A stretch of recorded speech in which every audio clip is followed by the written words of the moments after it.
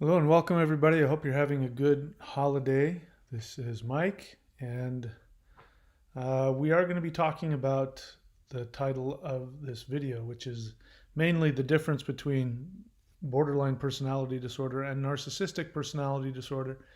But I thought I would put up this old thumbnail because we are going to be talking about it most likely.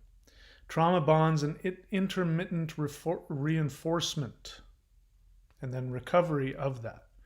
This is really the cause of everything. It's not only the cause of what caused your abuser, be they borderline or narcissist, to do whatever they've done, but it is also the cause of what kept you in the destructive relationship and that you're still living.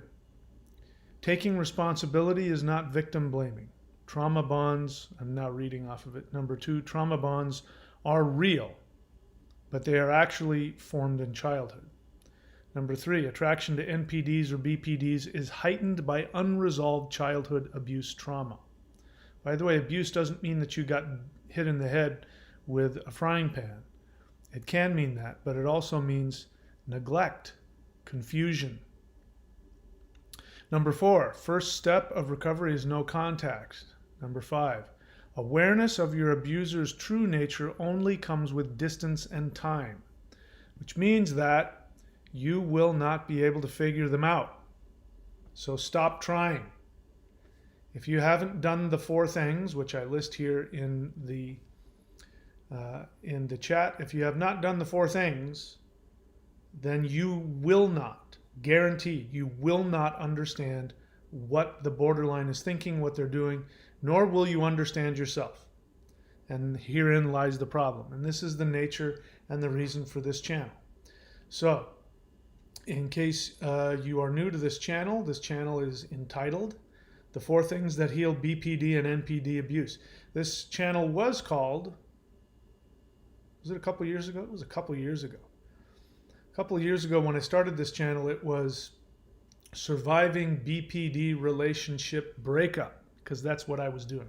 I was surviving a horrific experience and a very toxic addiction to not only a person but a dynamic. I'm no longer in that state. I'm no longer surviving anything. I have achieved complete healing from that relationship. I'm very clear when I say that. I've achieved complete healing from that relationship. Not from my other issues that I carry around with me, not from life. I still have normal life issues. I have my own particular issues that I'm still working through. But in terms of that relationship, 0 healing left to be done. There's nothing, not even the slightest bit of anything. I don't have any anger, any sadness, any longing, any pain whatsoever. If you've been in a relationship with somebody who is a toxic, untreated borderline and or narcissist, then you are carrying still around some pain. And so that's what this channel is about. This channel is about the 4 things. So if you want to know what those 4 things are, I list them here. And I won't go into depth right now, but bear in mind everything I'm about to launch into. And of course, I'm going to launch into some deep examination of borderlines and empathy and narcissism. And you think that it's going to mean something if you're somebody trying to recover from one of these relationships. You may feel a connection. You may feel that it helps you. But ultimately, the only thing that will give you what I'm offering you, which is a cure of that relationship, is the 4 things. If you don't do the 4 things, it's like going to the doctor, having the doctor explain to you, it's okay, you're not crazy, you do have a bacterial infection. So all of your symptoms are real, not your fault, and there is a cure. It comes in this bottle. Take these pills twice a day for 2 weeks and you will be cured. The 4 things that I list are, in my experience, that it is the antibiotics for this infection that you're experiencing from this very toxic relationship. If you don't take the antibiotics, you won't get cured from the infection if you don't do the 4 things. In my experience, if you are somebody who is an empath, if you don't suffer from any kind of mental illness or personality disorder, then you need to do these 4 things in my experience, otherwise you won't heal. So let me get straight to the question. I am responding to a viewer. And before I go any further, of course, I am not a therapist. I am not a counselor. I don't suffer from BPD or NPD. I am, as I said, somebody who not only survived but healed from a very toxic relationship. If you're watching this channel and you happen to be a borderline, if you are in therapy and if you are learning how to manage and control your symptoms and your behavior, I am not necessarily talking about you. If you are somebody, if you're married to a borderline, you have a relationship with a borderline and they treat you well and they're in therapy and they're able to manage their symptoms, I'm not talking about you either. I'm only talking about, when I talk about the borderline this and the borderline that, I am talking about borderlines that I term as toxic because they are untreated. They have a very toxic mental disorder that they are, unleashing on everybody around them, and they're either unaware of it or incapable of doing anything about it. I feel for them, but they are untreated. They may be undiagnosed. They may not even know that they have it. Most borderlines, in my experience, if they haven't been treated, may tend to not know that they have BPD. And if you try and tell them that they have BPD, they will resist that. In fact, they might lash out at you for even suggesting such a thing. So, did I qualify myself? Before I go any further, by the way, if borderlines do watch this channel, I'm going to be responding directly to a borderlines comment. So it is my belief based on my research. I don't have any personal experience in this, but it is based on my research. Based on my research, it seems to me that borderlines can, in fact, recover. They cannot be cured. Borderline personality disorder is something that they will have to live with for the rest of their lives.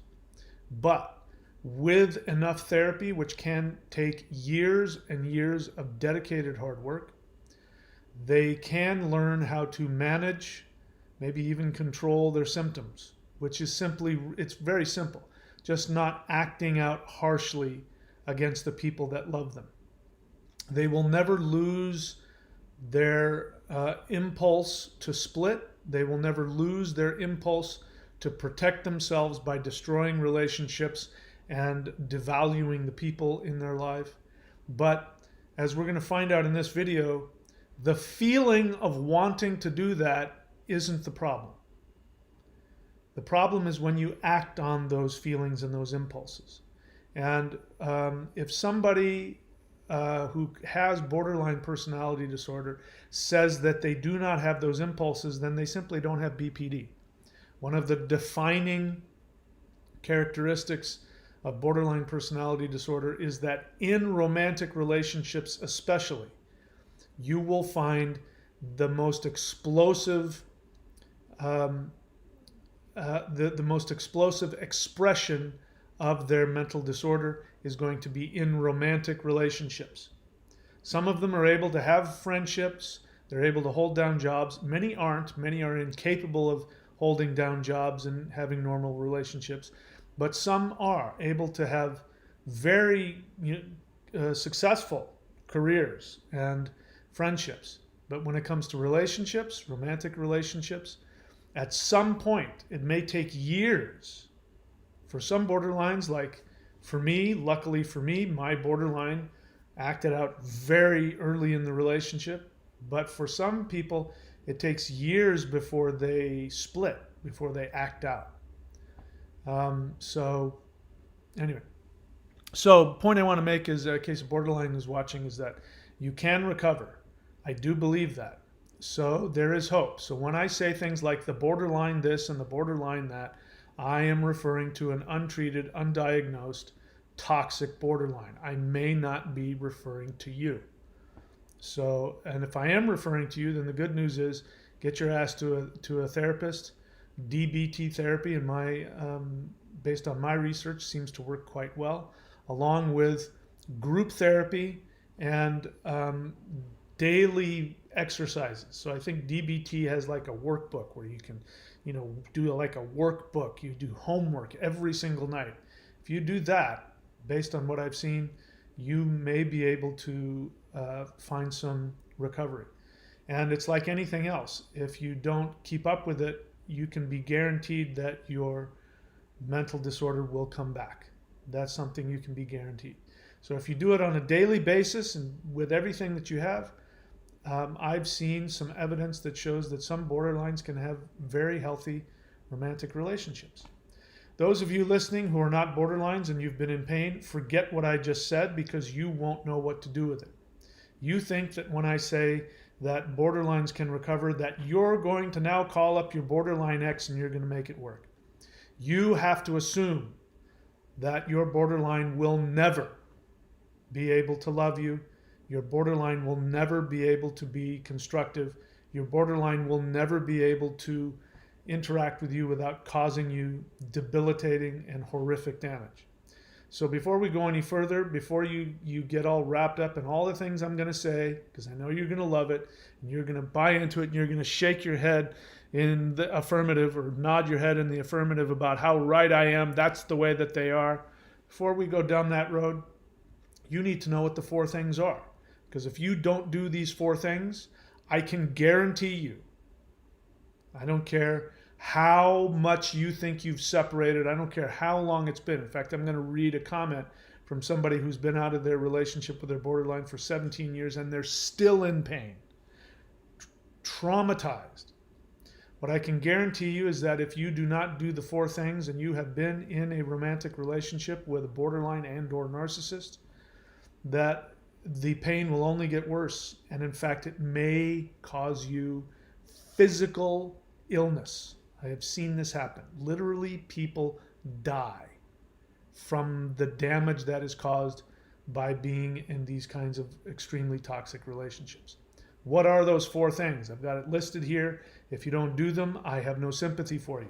By the way, if you're new to the channel, that's okay. You don't know any better. You just got here. So you're going to want to ask me questions about why does the borderline do this? Why does the borderline do that?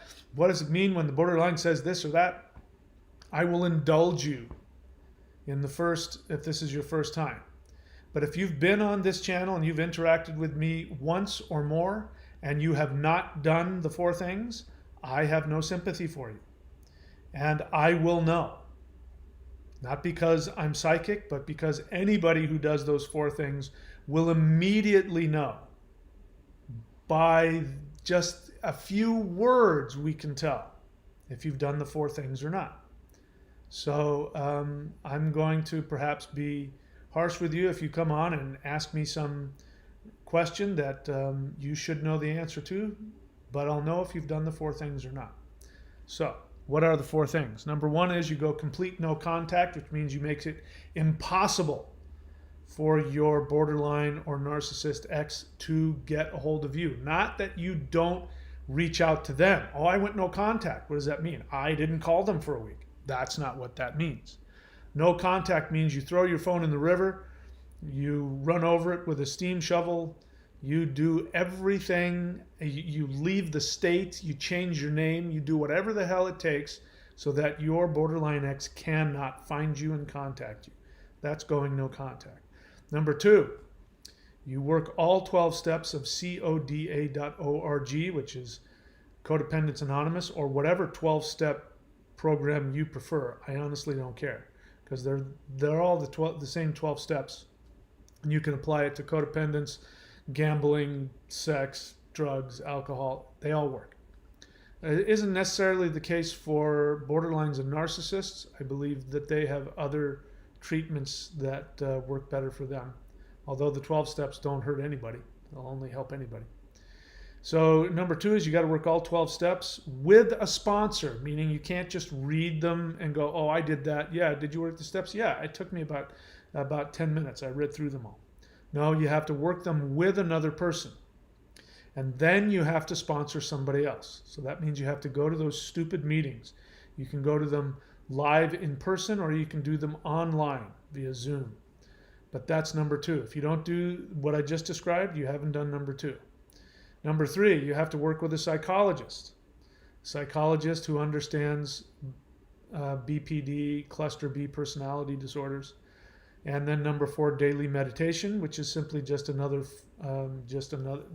step 11 of the 12 steps. But it's incredibly important. Now, a lot of people say, oh, I'm working on the 4 things. I went no contact and I'm working with a psychologist and I meditate every day. And that won't count, won't work. How do I know? Because I've done all those things. Working with a therapist is great because they are really good. If you get a good therapist, they're really good at helping you unlock your unconscious. Unconscious means you're not aware of it. So one of the things a therapist does is help you peer into the basement to see what's down there. Because if you don't know what's down there, it's hard to work through it. But peering into the basement won't get rid of the rats and the raccoons and the spiders and whatever else is down there.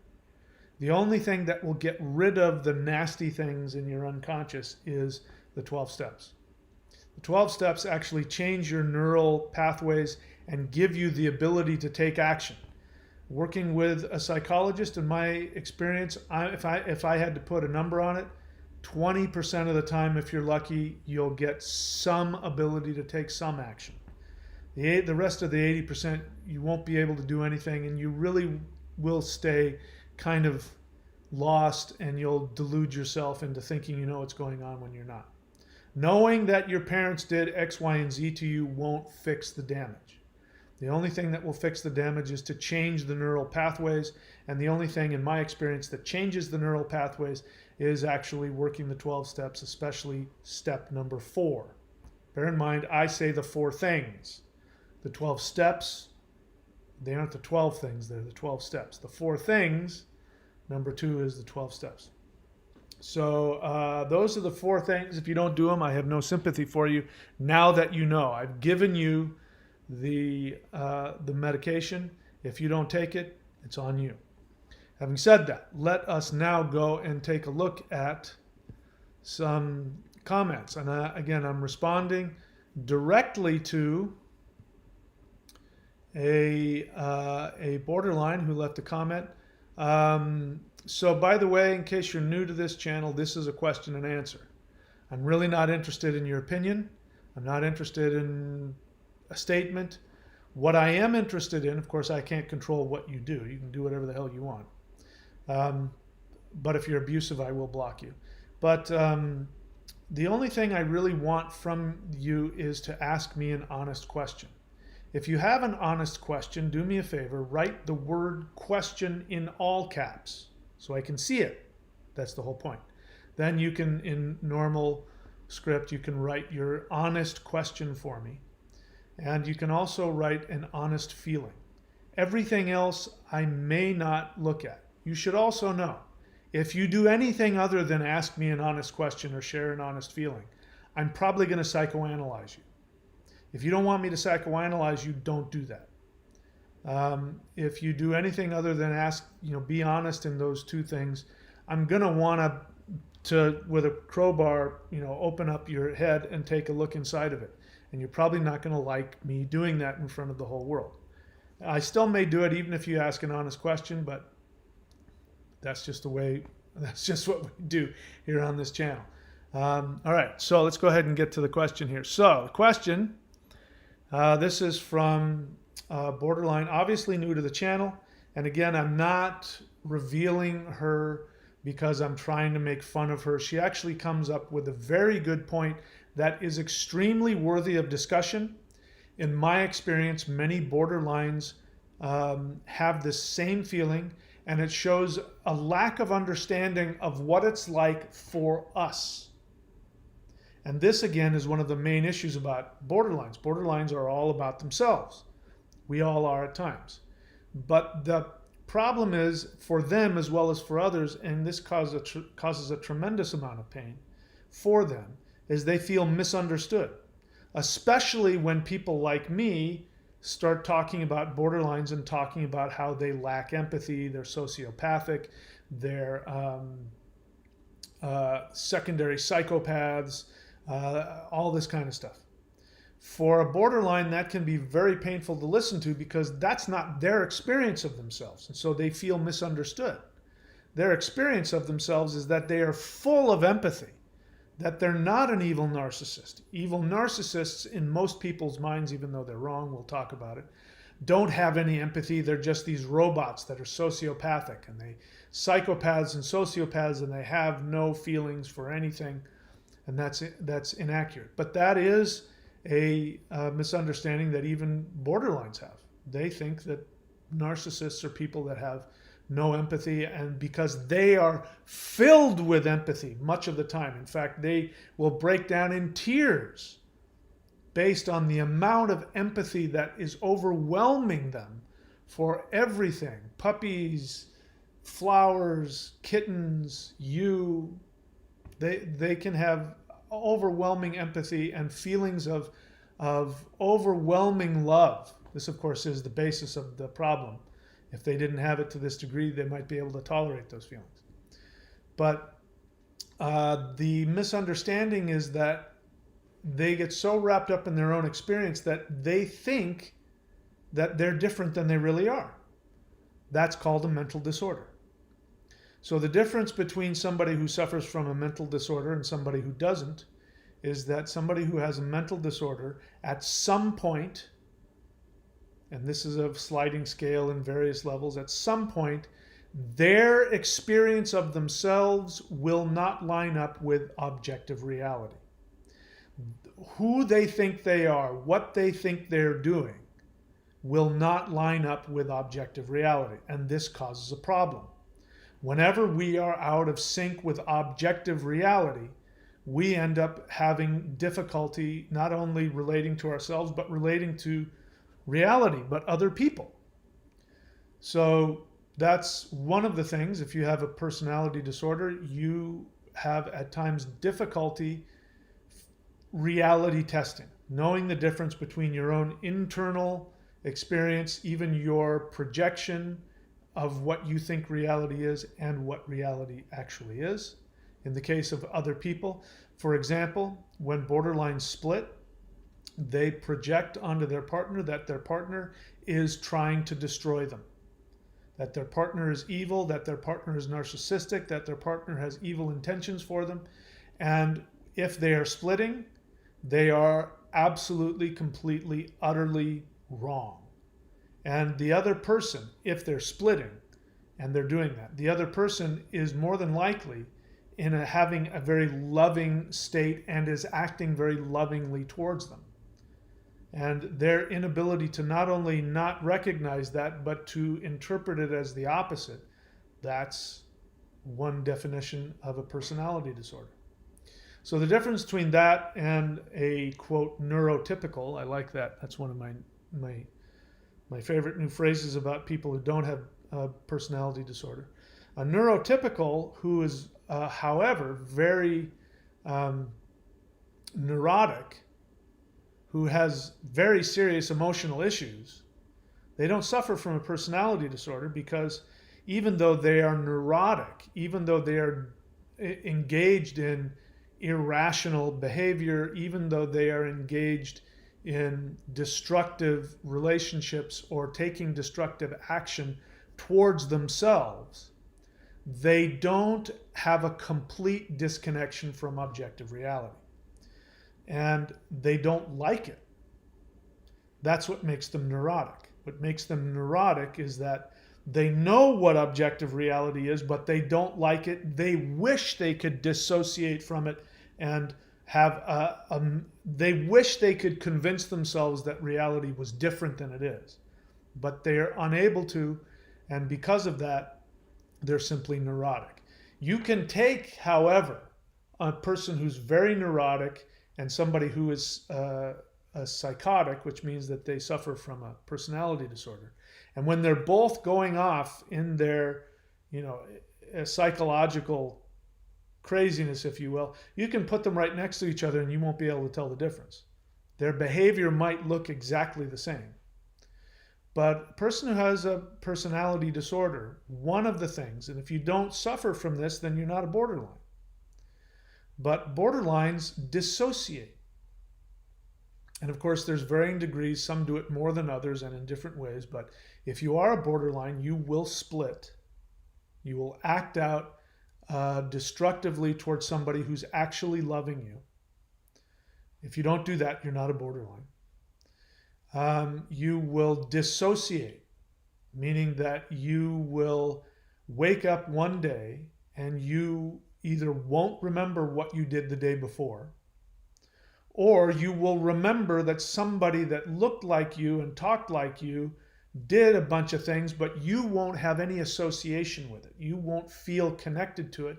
And therefore, you will say, I didn't do that, or I don't remember that, or that's not how that happened. And you will be completely divorced from objective reality. Again, the neurotic may wish they could divorce themselves from what they've said and what they've done, but they can't. They know that they said it. They remember how it happened, and they still identify with what they did yesterday. They know it was them. They're able to follow through with promises that they make today. They can follow through with them tomorrow, even if they don't like it or don't want to do it. Person who has a personality disorder, they will agree to marry you one day, then they'll wake up the next day and realize as they split that you're the wrong person for them, that you're an evil vampire trying to kill them, and they will not only not marry you, but then they'll slash your tires and say, you made me do it. You get the difference? That's an extreme. Or they will just simply call you the next day and they will say, what are you talking about? I never agreed to marry you. Or they will call you the next day and say, I can't marry you. You're a horrible person, and I can't believe that you've been trying to harm me. I've read a comment from somebody recently who said, and this is very typical, by the way, who said that they were in this loving relationship with their wife for years. I don't even know how many years. And then just one day he came home, and there were cops waiting for him, giving him a restraining order, saying that your wife has accused you of rape or something horrible, and you can't have anything to do with her, or we'll put you in jail. And then she divorced him and trashed his character. And he's like, I have no idea what I did. I loved her the whole time. She was in love with me 2 days ago. And now she says that I raped her and, did all these horrible things that I never did. That's a personality disorder. Deciding that you don't want to have a kid with somebody, coming to the realization that you don't get along with them, or, I've realized I don't want to commit. That's a neurotypical person who's acting out in a destructive way, but it still makes sense. A neurotypical doesn't wake up the next day and accuse you of something you didn't do and then slash your tires and put a restraining order against you and steal all your money. A neurotypical doesn't do that. They might do other things. They might cheat on you. They might betray you. They might even steal from you. They might break up with you. But even though it's mean and horrible, it'll still make sense. Borderline does it. Narcissist does it. It makes no sense. And that's one of the reasons why it's so destructive. All right, so once again, I go off on tangents. This person says, borderline says, I do appreciate this video. She was responding to my video, are borderlines evil? Of course, I came to the conclusion that borderlines are not evil. I don't remember exactly what I said, but I'm sure I said something along the lines of, borderlines are not evil. They suffer from a personality disorder. They can't help it. And it's nothing personal. They honestly meant it when they told you that they loved you. And they honestly meant it when they said they thought you were out to destroy them. They're not lying. They're not manipulating, although they can do those things. They honestly believe what they did is what was necessary for their survival. So they're not evil. They suffer from a mental illness. If you don't understand that, the only conclusion you'll be able to come to is that they're evil. They're not. So she's responding to this video. She says, I do appreciate this video and your efforts to inform people. You are right about most things. I think so too. However, she says, I do have to point out that you may be misguiding people on one thing, that borderlines lack empathy. All right, let's see where this goes. She goes on to say, those with borderline personality disorder have a huge amount of empathy. I already talked about that earlier in the video. More so than the average person. Now, this is a borderline projection. I can remember when I was 18 years old, I can remember with tears in my eyes looking out over the Los Angeles skyline. I can remember looking out and telling my mother, I don't belong here. I have too many feelings for this place. People here don't have any feelings, meaning human beings. I was young. When you're young, not only, of course, did I come from a dysfunctional home, which intensifies the whole empath experience, but by the way, that's what, when somebody calls themselves an empath, they're saying this same thing. They are saying that I feel more than anybody else. That's a very narcissistic thing to say. Narcissistic, not in the sense of ego, but in not having any empathy for others, not allowing other people to be filled with empathy. To have such an intense experience of your own emotions that you come to the conclusion that your emotions are more than others. First off, you have no way to prove that.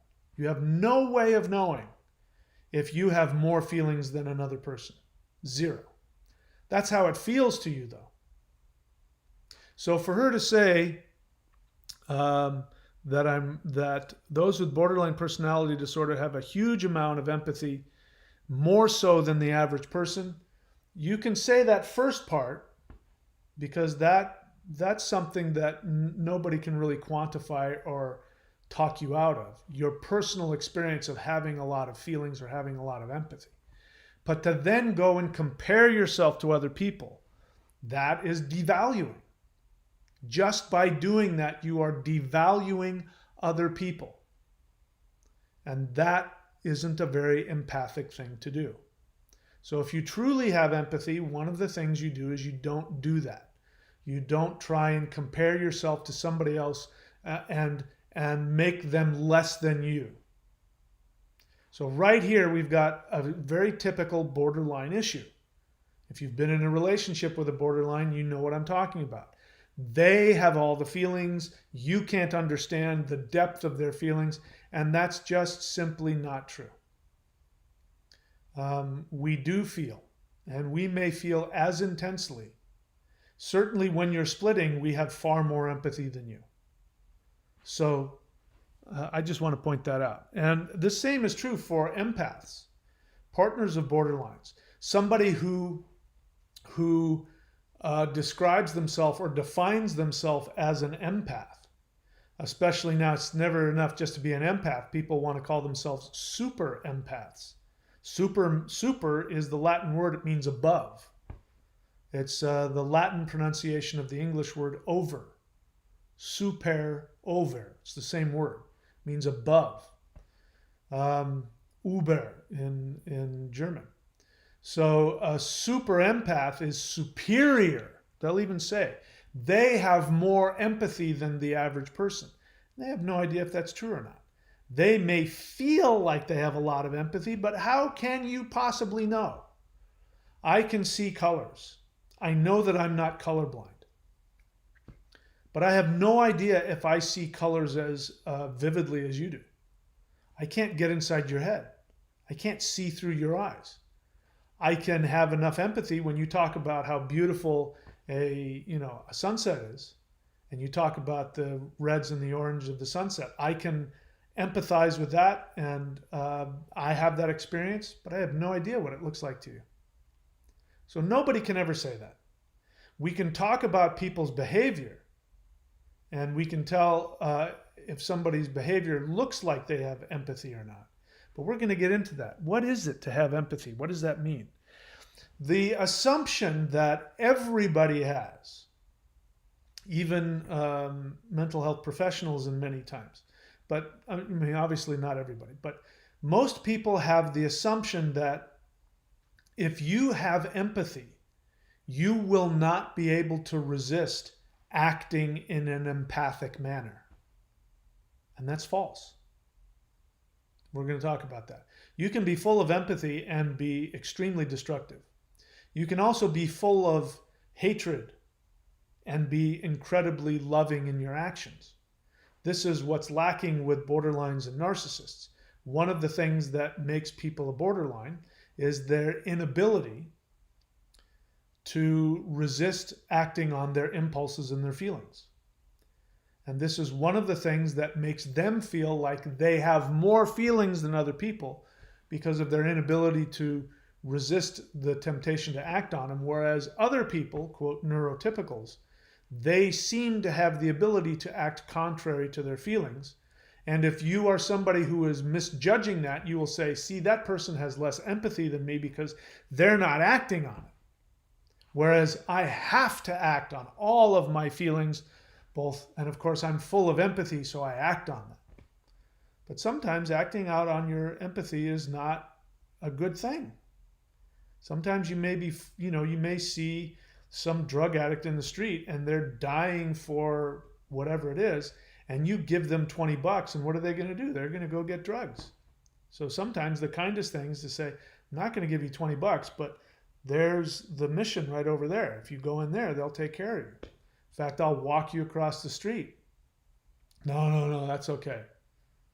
Kindest thing you can do for people sometimes is not give them what they want, is to act. It may hurt you. It may be very painful for you to not give them the $20 that they want. But the more empathic thing is to give them what you know will be beneficial for them. So somebody who in this state who's I'm overwhelmed with feelings, the assumption is that they can't do anything else. So this is what she means when she says those with borderline personality disorder have a huge amount of empathy, more so than the average person. Of course, she's talking about herself, not just other borderlines, but she's also talking about herself. She's saying that when I'm full of love, I have to show it. Therefore, I'm a very loving person. Now, in those moments, I have no doubt she's incredibly loving. That's the problem.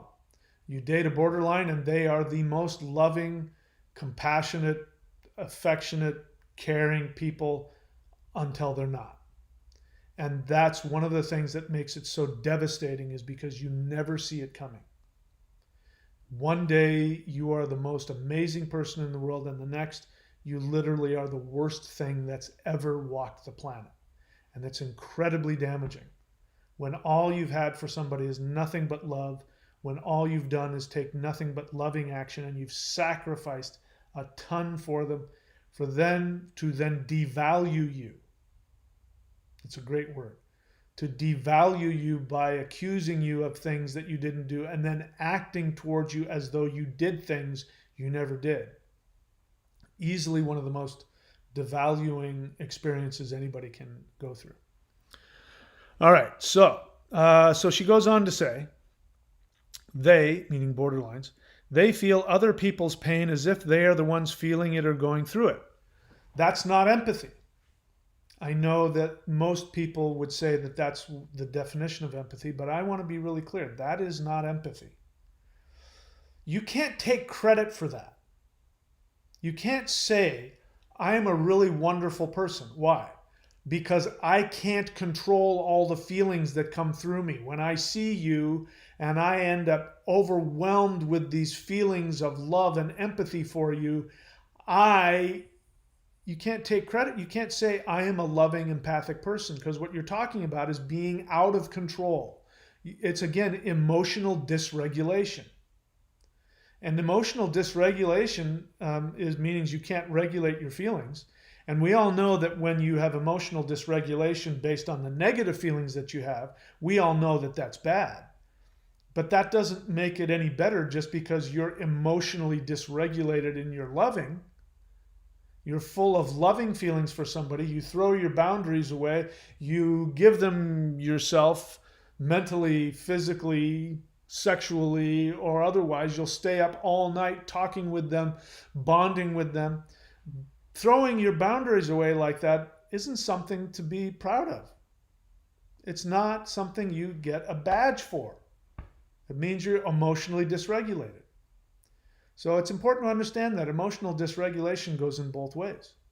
A healthy person says, I met this really amazing person and we just clicked on so many levels. And then their friend says, did you sleep with him? She says, no, I didn't sleep with him. I want to get to know him first. I don't know him well enough. It's great that these feelings are overwhelming, but I'm not going to act on that. That's not helpful to me. And I don't want to, do anything that's going to be destructive to them. And they agreed, and we're going to have a few dates and get to know each other before we decide if we want to do that. That's empathy. That's emotional regulation. I met this person and one thing led to another and the sparks went off, and the next thing we know, we woke up and we were in France. That's called emotional dysregulation. Just because you're feeling loving during it doesn't take it away, and it doesn't you can't have any kind of badge of honor. That's me putting a badge. You can't have a badge of honor because you couldn't control yourself, even though it was a loving experience. So she goes on to say, those with borderline personality disorder have a huge amount of empathy, more so than the average person. They feel other people's pain as if they're the ones feeling it or going through it. It means that they don't have any boundaries. It also means they don't have an identity, which is not an ideal thing either. However, she says, in the moment of extreme dysregulation, now again, she is making a judgment on what dysregulation is. I've just told you can be emotionally dysregulated and feel really wonderful. Doesn't mean that it's not emotional dysregulation. So she is now using a euphemism for when she is full of homicidal rage. She's calling it emotional dysregulation, which is accurate, but it's a way of distancing yourself from it. She doesn't want to distance herself from her compassion, from her empathy, from her positive feelings. She wants to identify with it, and in fact, she wants to be rewarded. She wants to be seen as a loving, empathic person. But when she's feeling full of rage, full of homicidal, destructive rage, as borderlines are wont to do, she dissociates from it by calling it emotional dysregulation. You're supposed to listen to that and go, oh, that's a symptom of BPD, and you can't judge them for that. They can't help that, which is also true. So do you see, even though she doesn't mean it, she has no intention of it, she has set this up in a very manipulative way. She wants to manipulate me and you into feeling empathic for her, feeling a connection with her, because we will also feel a connection to anybody who's loving and compassionate. That's just the way humans are. And we are now being told that we have to not be judgmental when she's dysregulating in a negative way. So now she's going to explain that I'm wrong. Let's go back, because what she's saying is you're wrong. You're saying that borderlines lack empathy. I'm going to prove to you that's wrong. We're full of empathy. We have more empathy than the average person. We feel other people's pain as if we're the ones going through it. However, she says, in the moment of extreme dysregulation, they, the borderlines, aren't able to empathize with others because they're so wrapped up in their worlds and emotions, they aren't able to acknowledge and understand how they are impacting others in those moments. Forgive me for saying so, but you have just described narcissism. Let me read it again.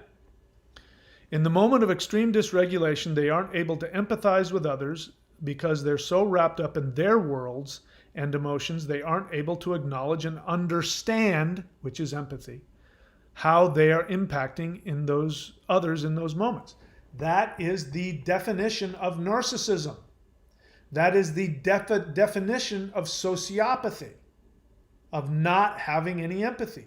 So she's just said, borderlines are full of empathy until they aren't. And that isn't empathy. Empathy is not something that is transient. So this is one of the big mistakes that I think that the psychological world has done, because they also describe empathy in this same way, in a very superficial way, where it's a transient feeling that comes and goes. And so the assumption is that, oh, if somebody has empathy, they're not a narcissist. If somebody has empathy, they will be loving, kind, and constructive. If somebody has empathy, they can be dependable. And that is an assumption, and it's not always true. Because as we've seen, she points it out, somebody can be full of empathy, and then when they have a different feeling, they will no longer be able to empathize, or as she says, understand how they're impacting others. That's the definition of empathy. Understanding how you are impacting others. So she is saying, we have empathy until we lose empathy, and then we have no ability to understand how our actions are affecting other people. And it's, according to her, because we're so wrapped up in our own feelings and our own worlds, we're clueless to anything outside of that. That is the definition of narcissism. Let's keep going.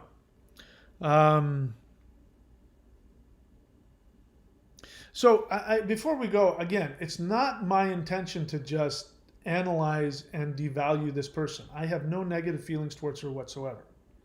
But for borderlines who watch this channel, you know, that's the only reason. Actually, you can watch it for whatever reason you want. One of the most beneficial things you can get out of it, and one of the things I want to give borderlines out of this channel, is to help them understand what it's like for those of us on the other side. That's one of the biggest things that is missing. And I think that's where some of the healing can begin. We all have to take responsibility. And borderlines, like everybody else, have to take responsibility for their actions. By the way, feeling guilty is not taking responsibility. Taking responsibility means that you, regardless of how you feel guilty, you don't feel guilty, that's irrelevant. You take actions, you do the work to find out how you can take different actions. Let me again be clear. The most loving person in the world is the person who is able to take loving action when they feel homicidal. You can feel homicidal, full of mistrust, full of hatred, and if you act in a way that is beneficial to the other person, meaning that you understand what your behavior, how it impacts them, or that you just know what it is would be good for them, even though it's the one thing you don't want to do or give to them. If you act in that way, by definition, you are an empathic, loving person. This is one thing borderlines, I think, need to know. Because this is one of the things that's different between borderlines and neurotypicals. Neurotypicals understand that. In fact, this is something I talk about, one of the differences between men and women.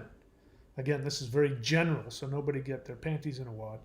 But one of the differences between heterosexual men and women is that, generally speaking, when a woman says she loves you, it means she has a squishy feeling. And it's in the moment. And she's feeling it right now.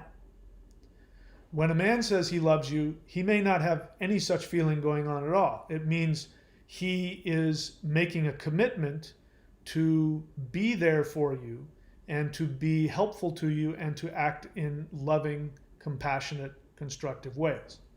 But in the moment, he may have zero feelings, or he may even hate the idea of being committed to you. Men are notorious for their fear of commitment, especially the more, quote, masculine there are.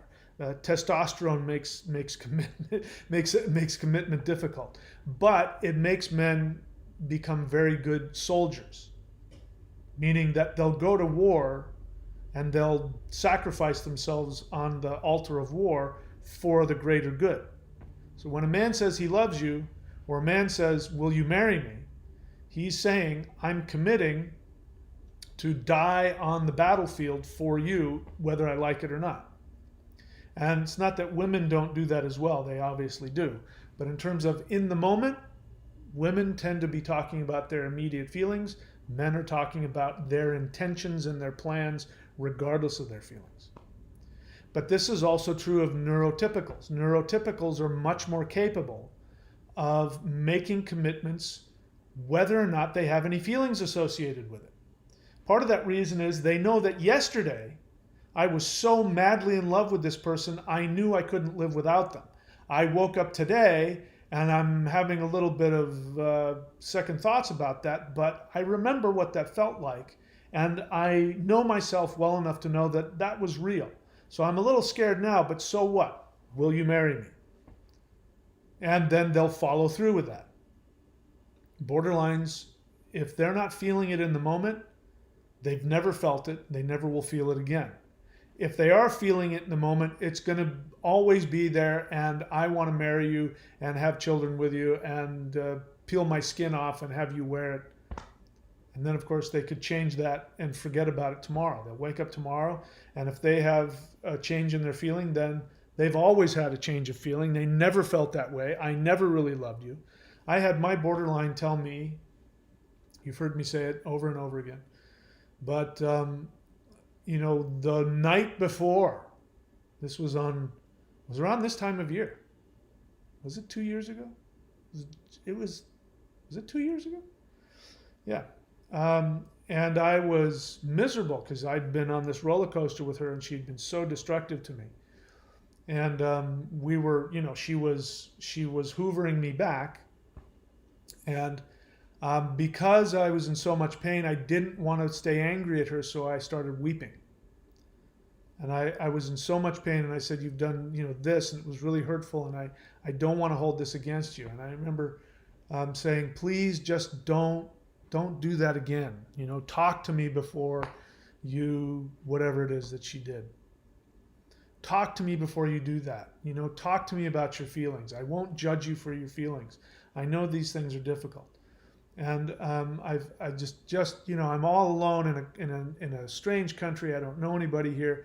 I would be devastated right now. It was just before Christmas. If you were to do this during the holidays, it would devastate me. Please just please talk to me before you do anything. Tears are rolling down my eyes. She's holding me. She's wiping the tears off of my eyes. She's kissing me, telling me that not only is she never going to do that again, but she's going to lend me her car. She's going to do this. She's going to do that. No matter what, you know, I'm the best person in the world. I'm the best friend she's ever had. And you can imagine what happened the next day. The next day, of course, I get the phone call, the complete opposite scenario.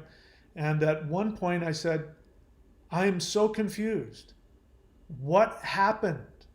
Yesterday you told me that you loved me. What happened to that? She said, yeah, you know, you were crying and you felt so bad, and I just scraped the barrel and told you what I thought you wanted to hear. And I said, you scraped the barrel? And I could hear in her voice that she knew that what she had just said was horrifically devaluing, and she couldn't stop herself. She couldn't pull back. She had to keep going. This is what happens with somebody who is not in empathy. This is somebody who lacks the ability to know how to take constructive, loving action regardless of their feelings. So, anyway, let's keep going here. She goes on to say, however, in the moment of extreme dysregulation, they aren't able to empathize with others because they're so wrapped up. Again, you know, if you just stop there, the only thing that matters is this. In moments of extreme dysregulation, they aren't able to empathize with others, period. Because that's the only thing people experience. The next thing she says, which is an excuse, means nothing. Because I don't experience that. I only experience the action. So she says, They feel, let's see, they aren't able to empathize. In moments of extreme dysregulation, they aren't able to empathize with others, period, because they're so wrapped up in their own worlds and emotions. We know that. That is obvious. It is obvious your inability to understand, to empathize with us is because you're really wrapped up in your own deal. We keep trying to tell you, wait, that's not what just happened. That's not what I just said. Which is us saying, you're wrapped up in your own head.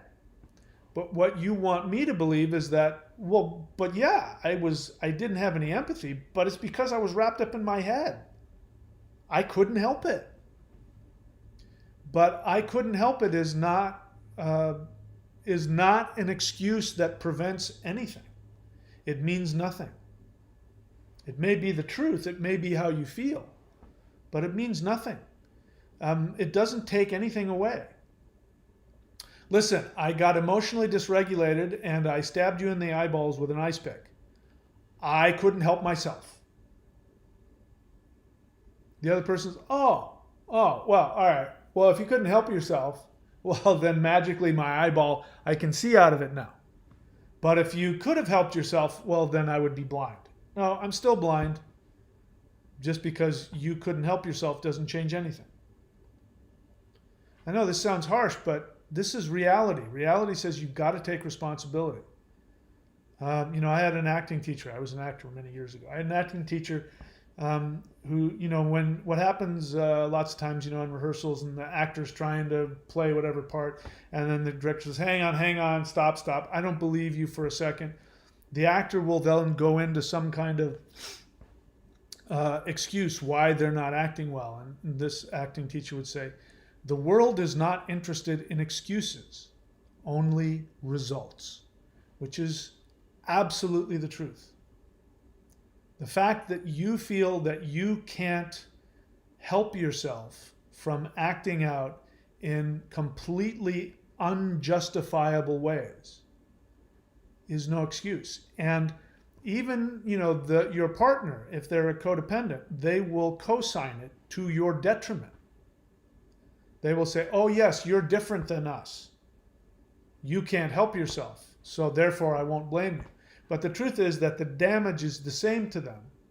They're still as damaged, and yet, you're going to think, oh, everything's okay, he forgave me. But it's meaningless. Let's keep going.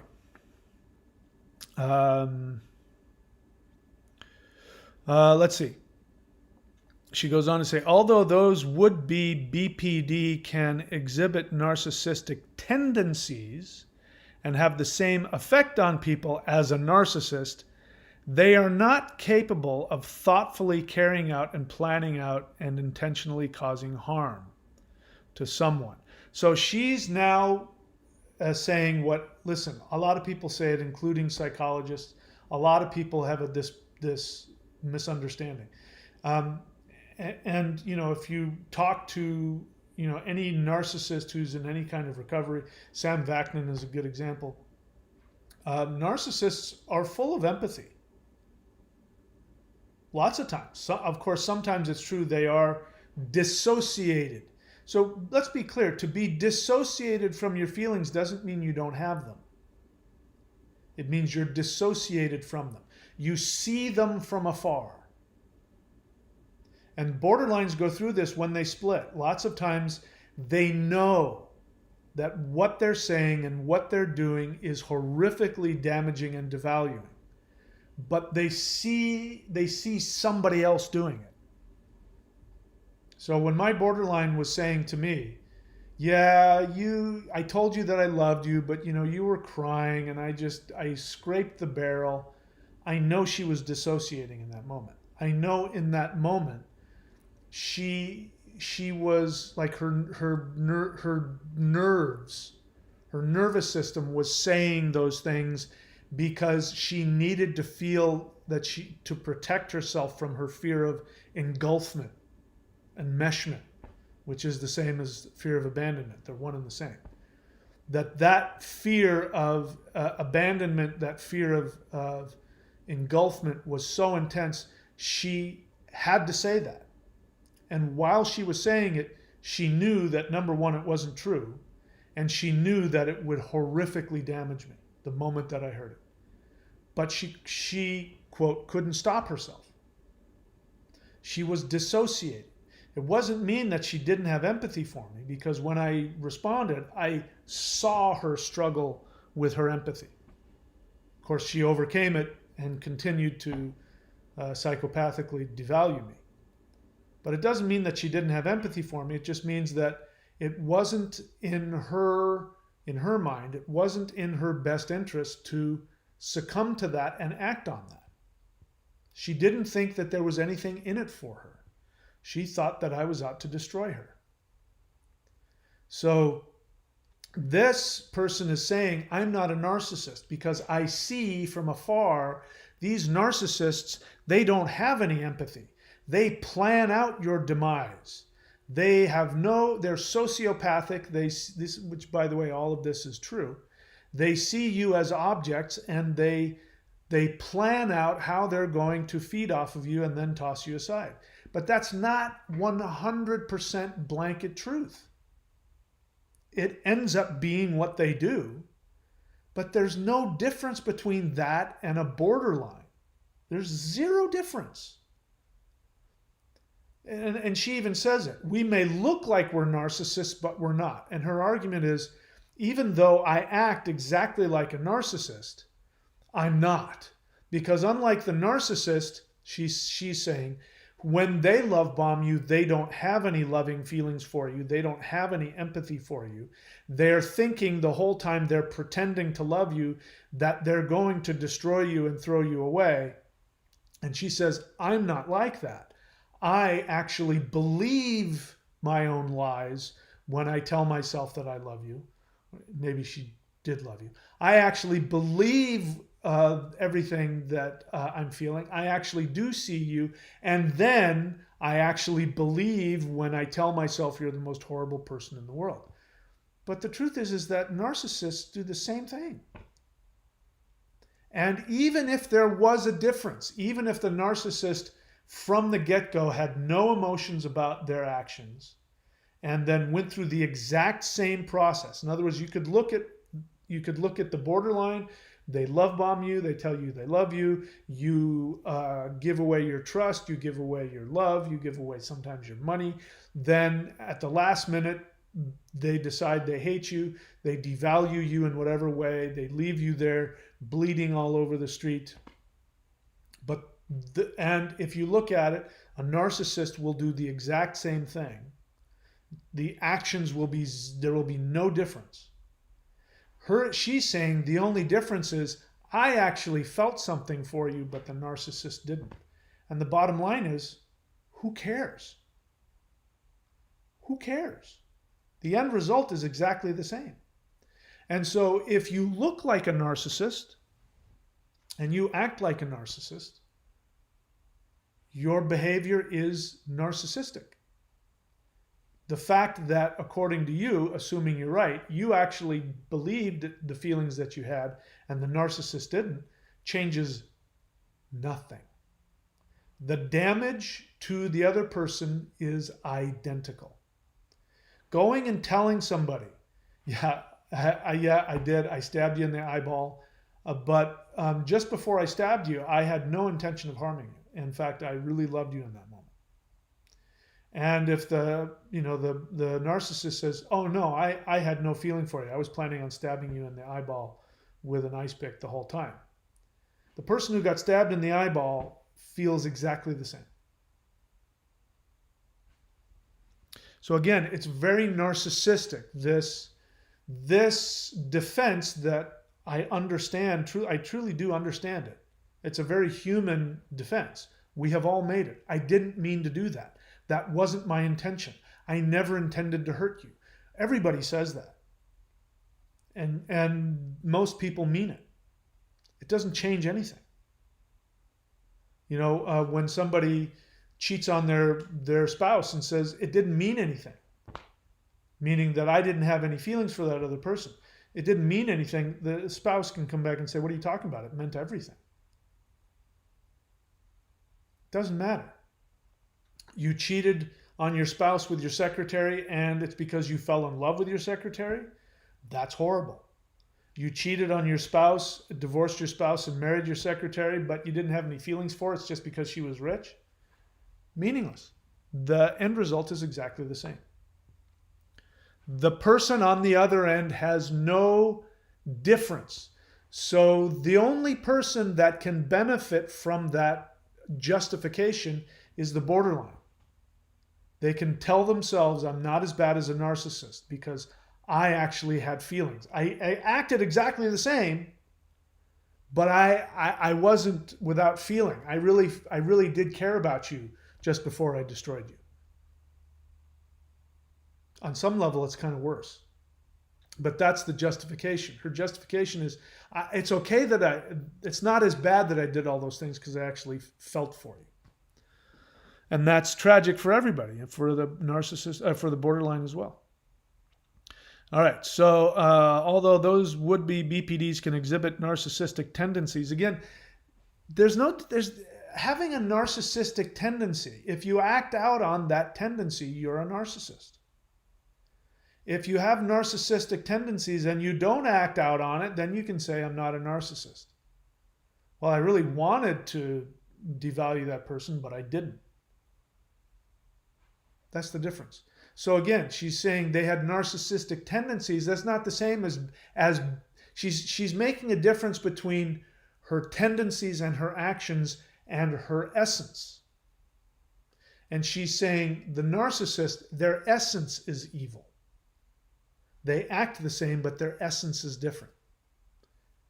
Pure conjecture. You have no way of knowing that. And again, ultimately, it carries no weight. It has no meaning. This is why, in case you're a borderline, like perhaps this person is, wondering why people stigmatize borderlines, it's not because of your essence. It's not because of your experience internally, which you desperately want us to acknowledge your internal experience. It's not because of your internal experience that we stigmatize you. We stigmatize you because of your actions. And ultimately, that's the only thing that matters. You get that? You get the theme? It's the only thing that matters. What you do is the only thing that matters. And if you can't control that, that's called a personality disorder. And it's a narcissistic personality disorder. And by the way, before we go any further, this person may or may not know this, but according to the latest in psychology, borderline personality disorder is just simply one form of narcissistic personality disorder. They call it covert narcissism, which doesn't mean that you're pretending to be a narcissist. It just means that your narcissistic tendencies are covert, they're hidden, but that they will come out. They come out, they go back into hiding, they come out, they go back into hiding. And that's called covert narcissism.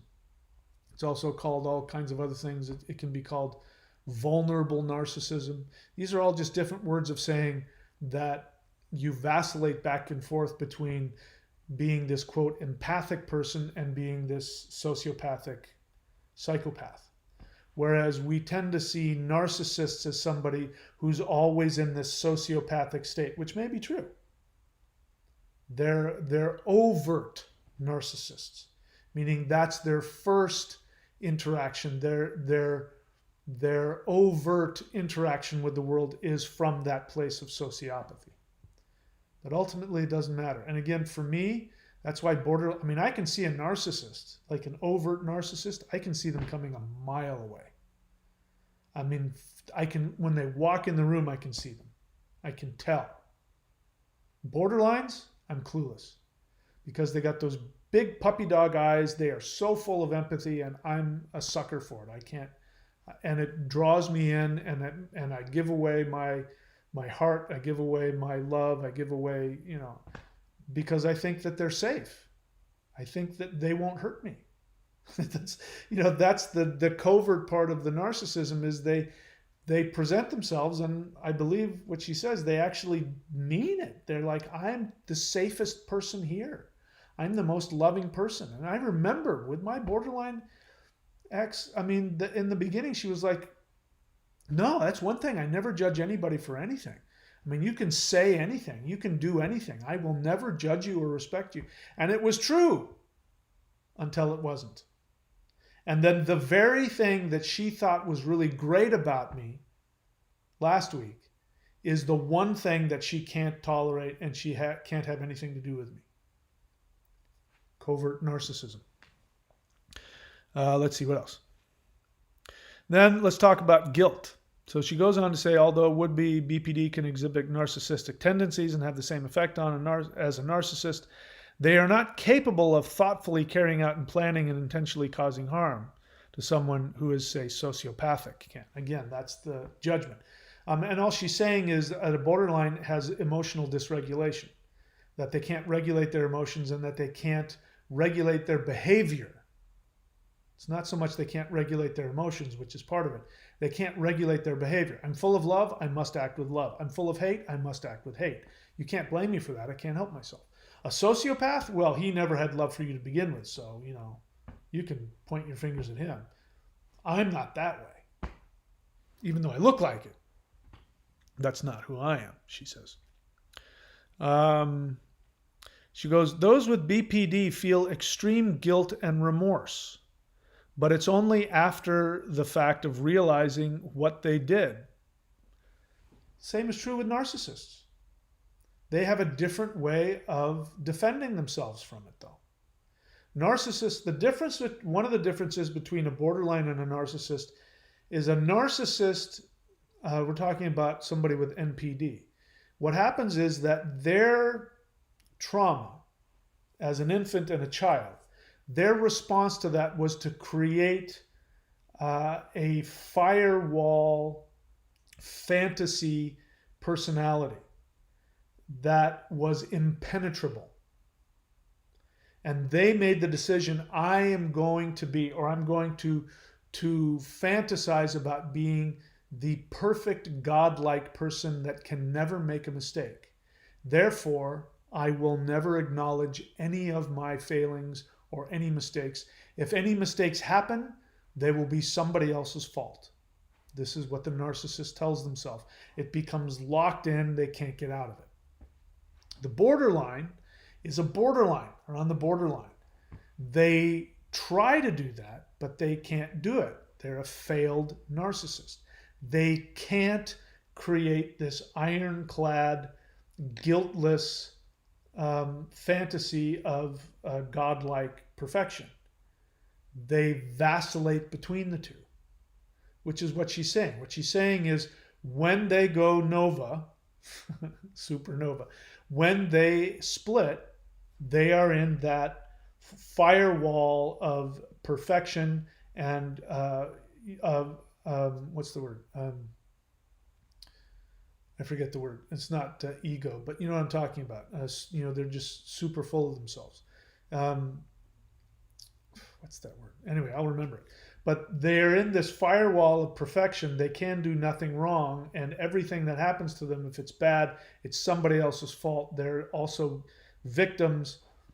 What she's saying is when we get into that, we can't see you or understand you because you have now gone into the firewall narcissistic fantasy world, and you can't get out, and you can't see out of it.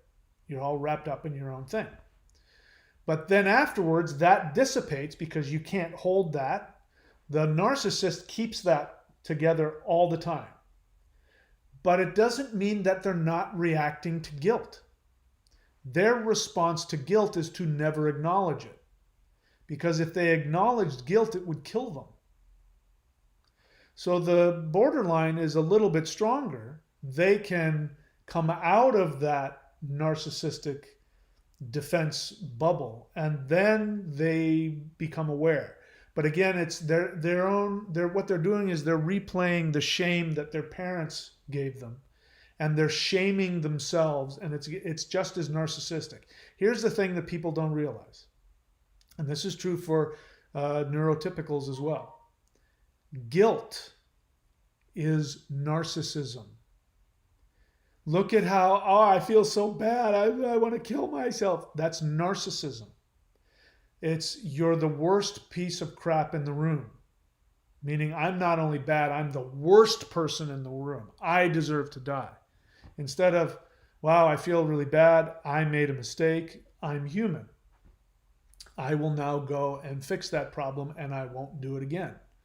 That's a humble response to shame, a humble response to being aware that you have harmed somebody. You still have self-love. Guilt is complete absence of self-love. And it's the flip side of thinking yourself a god. The flip side of thinking yourself as a god is seeing yourself as the worst person that ever lived. And of course, they're just now replaying what they've just done to somebody else. They've just said that somebody else is the worst person that ever lived. And now they're flipping it, and now they're saying, okay, I'm the worst person that ever lived. It's narcissism. So you can't also take that and get a badge of honor for feeling guilt, because guilt accomplishes nothing. If guilt were something to be proud of, you would say, I did that horrible thing and then I felt so guilty and I never did that again. From that moment on, I made sure that I never did that. But that's not the case with borderlines.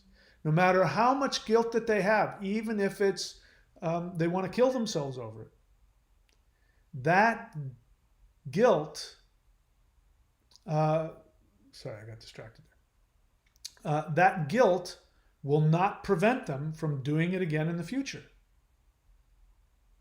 So I feel for you. Nothing's worse than guilt. It's horrible, but you're just beating yourself up as though you were your narcissistic, abusive parent.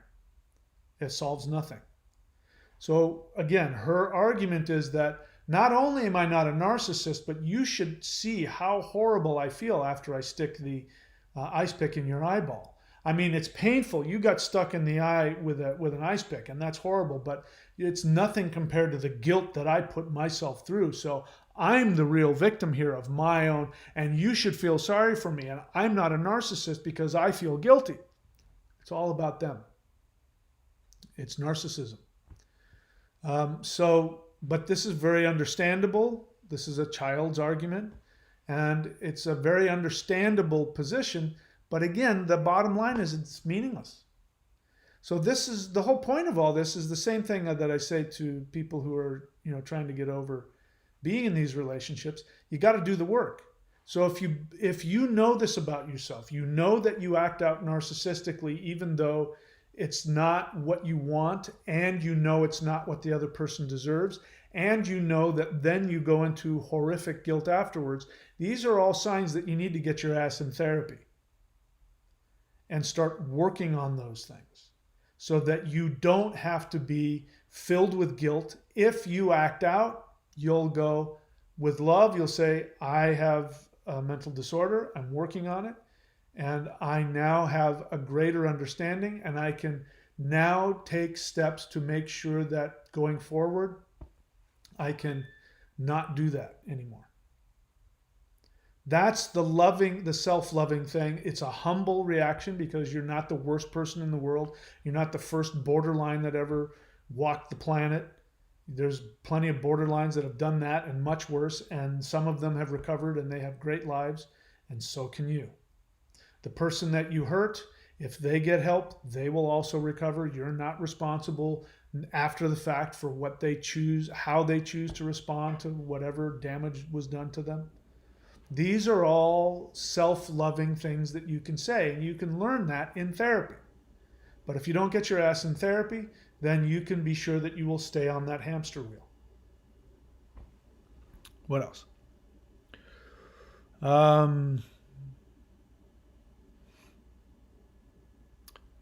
But it's only after those with BPD feel extreme guilt and remorse, but it's only after the fact of realizing what they did, which continues to be a vicious cycle, I agree, because they know that there's something wrong with them and they keep causing harm, but they lack the ability to change and follow through. So that is a feeling. It's a very overwhelming feeling that they know that they don't have the ability to follow through, but that's a feeling. It's not the truth. You may need to get some help to learn how to follow through, But if people can go to therapy and learn how to follow through, as you say, then you obviously have the ability. You just haven't figured out a method to find the tools within you. But they obviously exist. I'm not going to co-sign that for you. I'm not going to co-sign that they know that there's something wrong with them and they keep causing harm, but they lack the ability to change and follow through. I'm not going to co-sign that for you. It may be horrifically difficult, and you may, and I'm not kidding here, you may want to kill yourself while you're going through that change.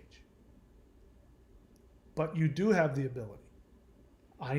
I'm not helpful to you if I say you're right, you're right. You can't help it, and even though I say that.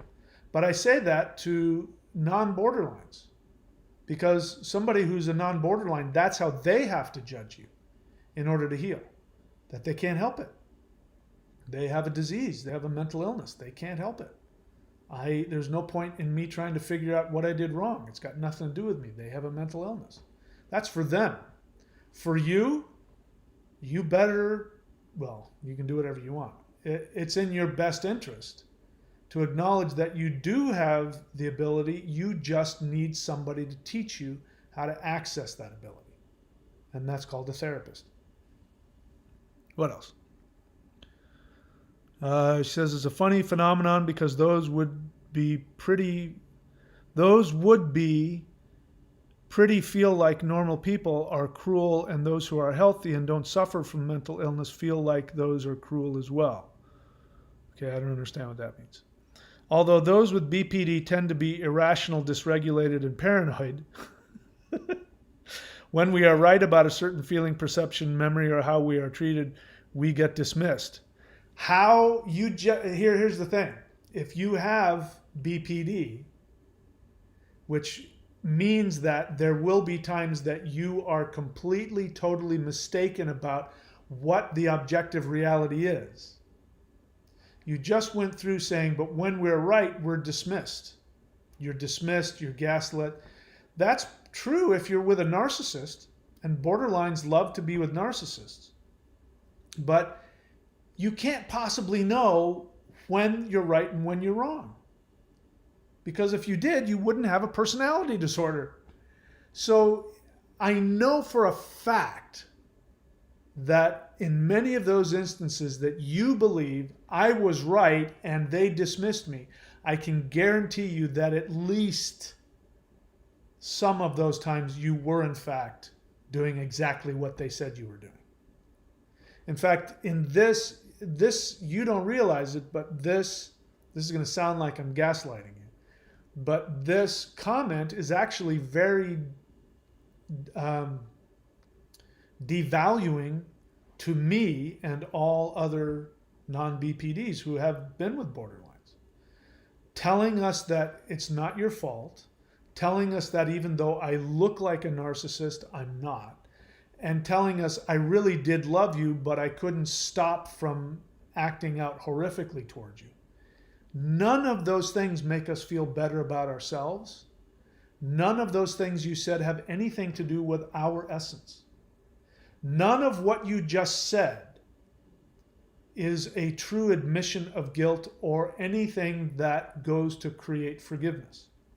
Because what creates forgiveness is, look, it doesn't matter what I was thinking. The only thing that matters is you did not deserve what I just did to you. It was wrong and you didn't deserve it, and I have no justification for it, and there's nothing I can say that will take away the pain that I have caused you. And because of that, from here on out, I will be different.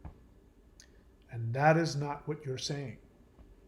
You are saying it's not your fault, you can't help it, and you're not, even though you look like an evil person and you act like a, quote, narcissist, you're not one because you're full of emotions.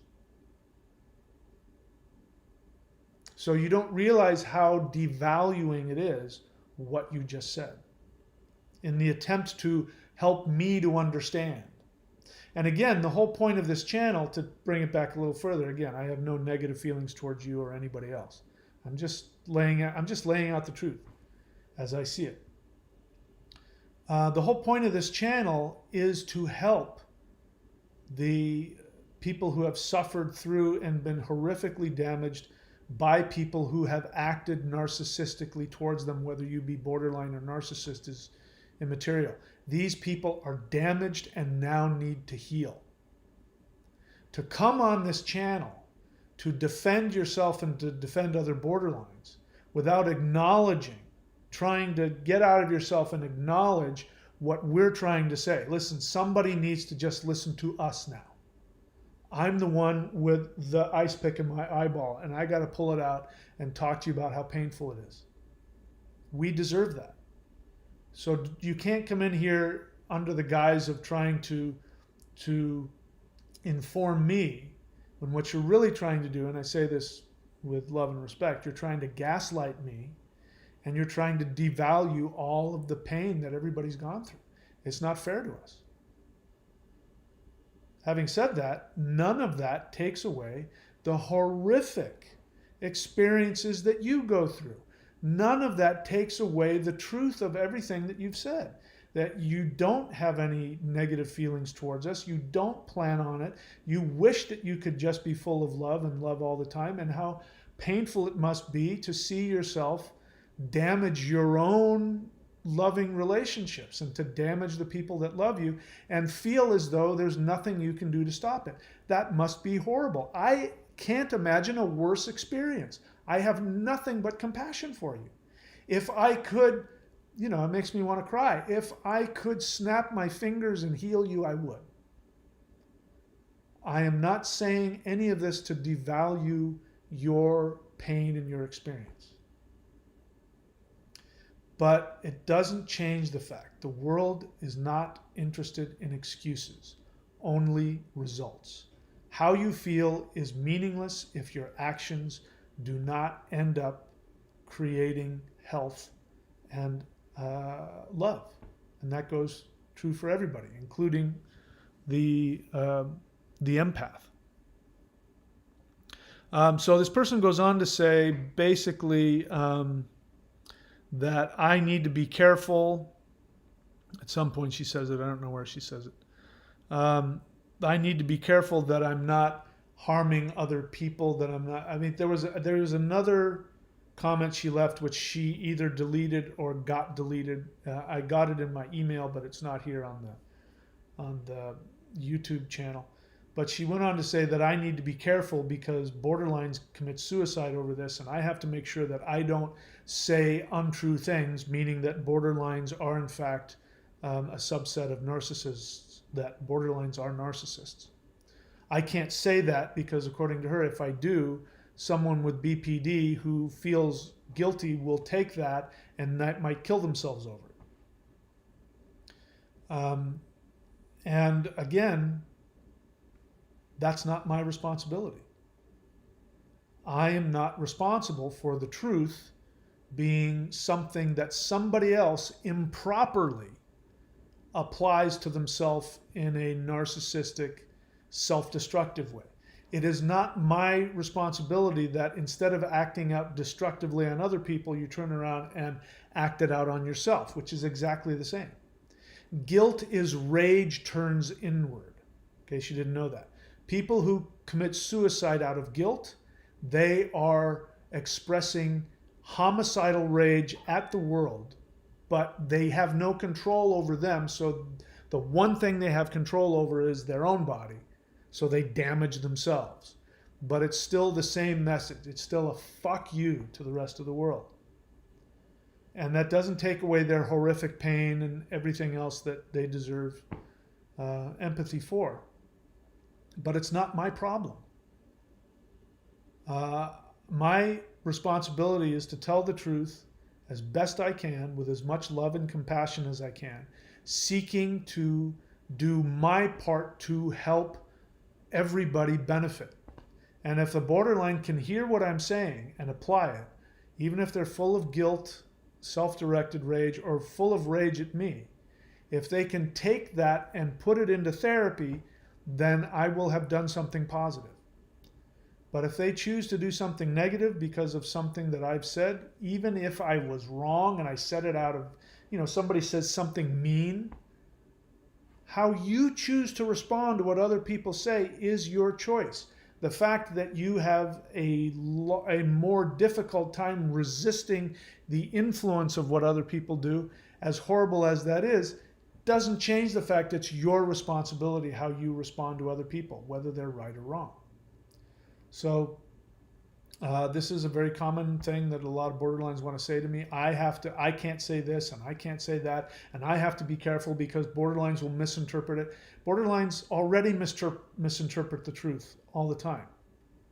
So if if a borderline is going to kill themselves, trust me, it's not because I said something. They were going to do it anyway.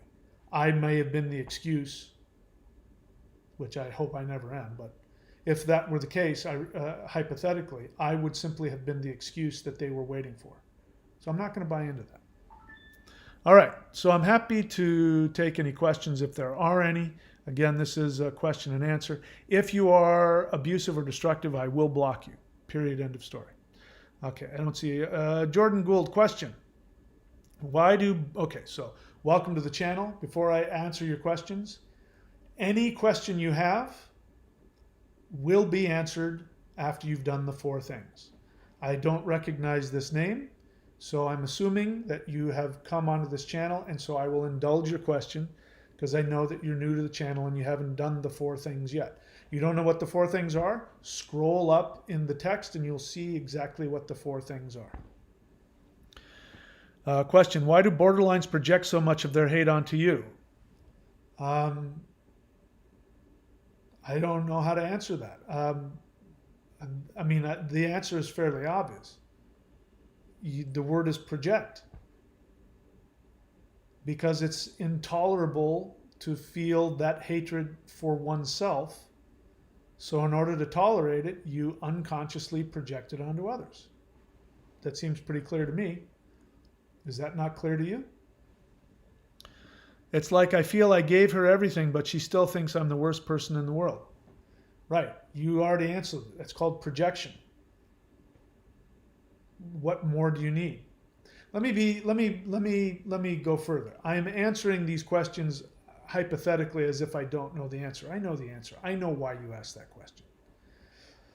Your problem is that you don't have the ability as the empath, as the partner, you don't have the ability to go, wow, that's got nothing to do with me.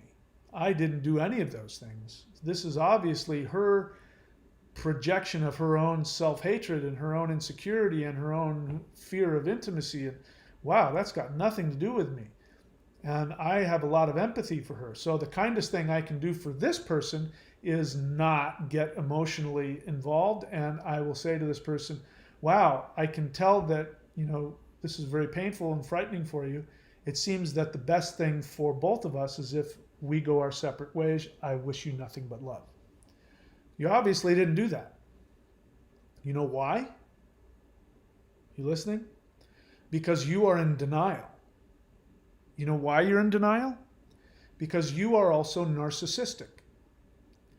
You can't be in a relationship with a narcissistic person unless you yourself are also narcissistic. Your narcissism is different. Her narcissism expresses itself in that when the intimacy becomes too much, I feel like I'm getting engulfed. That feels like it's killing me. Therefore, I'm going to destroy you, devalue you, and push you away so that I will feel safe. You're the flip side of that. Otherwise, you wouldn't be with her. Your flip side is, I came from a home where I didn't get the connection. My mother and or father did not love me. I always felt that their love was just out of reach, and if I was just good enough or loved them good enough, they would love me back. And this has created this horrific black hole inside of me. Oh, look at here. Here's a narcissist who's loving me. Oh my gosh, I finally feel seen and heard. I finally feel loved. It's all going to be okay. What do you mean I'm not good enough? What do you mean you're leaving? I have to make you love me. So your narcissism is that you have to make the person who can't love you love you. You are going to force them to love you. How are you going to do that? By, as you said, give her everything. Even if she doesn't deserve it, even if she didn't ask for it. Most likely she did. You will give her everything, not because you love her unconditionally, but because you are very selfish. You want her to love you the way mom and dad didn't love you, and you think she's the one that can do it. You have put all of the responsibility onto your borderline partner to make you feel okay. And the only way she's going to do that is if she says to you, yes, Jordan Gould, your love healed me. I now can love you, and I'm going to give all of my love to you just like your parents never did. My borderline actually said that to me. My borderline said, after I told her, how horrible my mother was, she said, I'm going to give you what your mother didn't give you. And she made and she meant it. She was going to be that. She was going to love me the way that, all those other women couldn't. So you're asking me, why do they project as though it's all about them? It's all their fault. And yet, Jordan Gould, you didn't have the empathy. You didn't have the self-respect. You didn't have the self-love, nor did you have the unconditional love towards her and say, wow, she's obviously very damaged because I didn't deserve that. I'm not going to damage her further by trying to get her to do something she obviously can't do. I'm going to wish her the best. If she asks, I will say, maybe you should look into getting some counseling, but this is damaging to me and I'm going to find somebody who can love me. I wish you all the best. You didn't do that, my friend. Now that you've heard me say this, scroll back up and look at the 4 things. If you do the 4 things, you will never ask that kind of question again. In fact, when somebody says it, you will go, oh my God, I used to be just like that guy. Let's see. That's not a question. That's not a question. That's not a question. Crazy cat. So here we have somebody who's potentially going to be abusive towards me.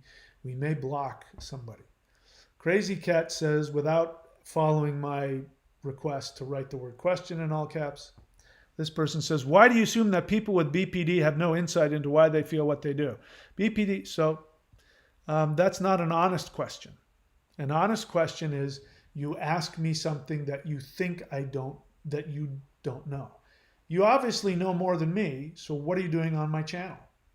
If I'm not saying what's helpful to you, what are you doing on my channel? If you just want to come here and start shit with me, I'm not going to co-sign. So I'm going to put you in a timeout. If you say something like that again, I will take that as being provocative and confrontational.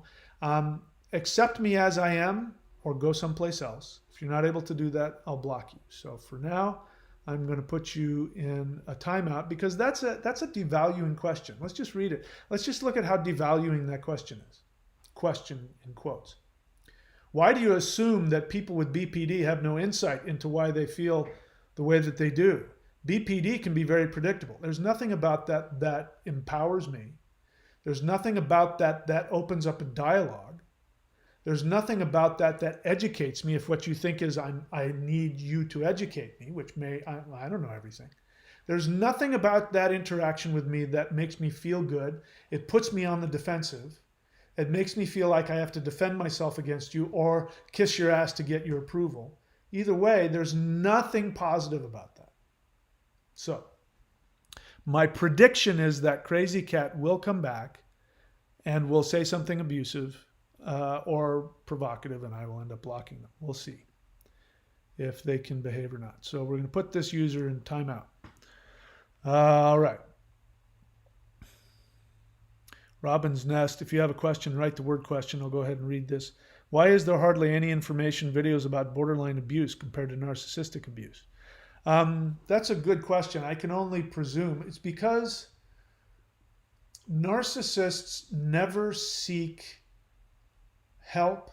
People have NPD. Remember, they live in a bubble of perfectionism that they never escape from. So they never acknowledge to themselves or to the rest of the world that they have any vulnerabilities or problems or failings. Borderlines do. Borderlines do, and they do promote to the world, we're in pain, we're victims, we need help, you can't judge us, we're damaged, that's not untrue. So because we feel that, it's unpopular to stigmatize borderlines, but it's also, we feel bad for them. So, the only time you hear somebody talking about it, other than people like me, is when they're so damaged that they're full of rage. And then you go, and if you go onto the super empath channels, those people can't tell the difference between borderlines and narcissists. And that's because borderlines is a form of narcissism. So I do think that, although I'm not the only person out there doing this, I created this channel because when I was going through that, ending of that relationship, there wasn't any place for me to go where I felt like anybody understood. So I started talking about it from a non-judgmental but truthful place. Why? I think it's difficult, and so many people want to help the borderline that they're afraid, because what was she deleted it, but in one of her other comments, she basically said, you can't say anything that's going to hurt us because we might kill ourselves. And a lot of people are the thing about BPD is that you're constantly walking on eggshells. With narcissists, that they're impervious, even though that's not true. They present themselves as being impervious to all criticism. So we feel justified in pointing fingers and criticizing them because we think that they have no feelings, which of course isn't true. We know that the borderlines have feelings, and we know that they can act out on that guilt in really nasty ways. So we feel bad and we won't say anything. But it's cancel culture. The truth is, the kindest thing, let me say it to this way. If somebody was a borderline and in their first romantic relationship, let's say the first 5 romantic relationships they had, when they split on their partner for the first time, if their partner went, whoa, I did not deserve that at all, I don't know where this is coming from, I have nothing against you, but I'm not going to be in a relationship with you anymore, you need help, please go get some help. If they kept running into that, there would be far more impetus for them to seek out psychological help, which is why they seek out the empaths that are going to buy into their victim mentality and to co-sign it. And so when you have enough people co-signing your victim mentality, that gets worked into your mindset, and then people can't say anything negative because I'll go and hurt myself. But if, when somebody says that, if you say something bad, I'm going to go hurt myself, your response is, I hope you don't do that, but if you do, that's not my fault. I didn't do that to you. You'd be doing that to yourself. Kindest thing sometimes we can do is be brutally honest. So I think I'm one of the few people that's able to do that. And that's because I've been there and I've healed from it. Not being borderline, but I've been in a relationship with a borderline and I was able to heal myself of that relationship. So I think I'm one of those people that has the ability to do exactly what you're saying. Maybe I'm wrong. Caleb Block, if you have a question, write the word question. Welcome to the channel. You're obviously new. The question you're asking, if you had been around, I would say, why are you asking me such a ridiculous question? You don't know any better, but it is a ridiculous question. Your question is, would you ever recommend reaching out to a person with BPD just to suggest they look into it and treatment? Well, the fact that you're reaching out to them means that you don't have contact with them. So the only reason that you would be asking that question, assuming you're talking about somebody that was a romantic interest, because you're not talking about your best friend or your daughter or somebody like that, right? No, you're obviously talking about, you can correct me if I'm wrong. I'm 99.99% sure that we're talking about somebody you had a romantic relationship with and or you have romantic feelings for them. And so what you want is for me to say, yes, you should reach out to them and tell them to get help, because you're hoping that if they go to therapy, they will turn around and be the person that you want because you're full of love and lust for them. But here's the deal. If that person whom you reached out to, which is why you're reaching out to somebody, obviously you need to not be connected to them. But why would you reach out to somebody? Well, let me rephrase that. If you were to reach out to somebody like that and they were to go get treatment, here are two things that would most likely happen. The first one is if the treatment started to take hold, they would realize very quickly that you were bad news for them.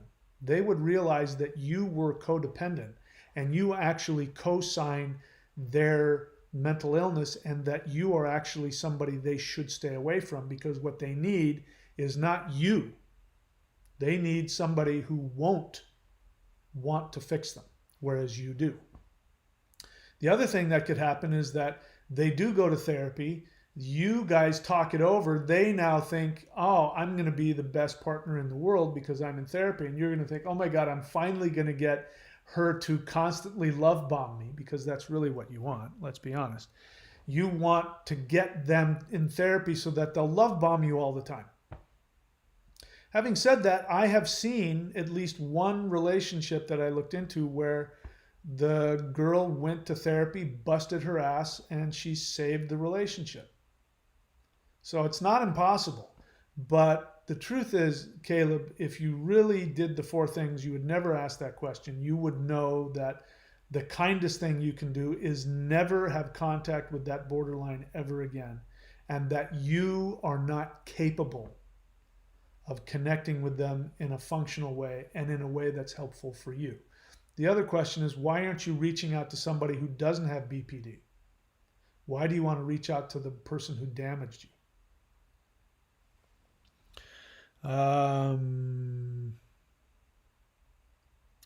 See what else. BPD is a cluster B. So is NPD. Somebody's trying to say that I'm wrong when I say that BPD and NPD are actually now being seen as the same disorder. Keep doing your digging, keep doing your research, because that's the way it's going. That doesn't mean that all psychologists agree with that. But cluster B is NPD, unless I'm wrong. NPD and BPD are both cluster B personality disorders. So what you just said doesn't make any sense.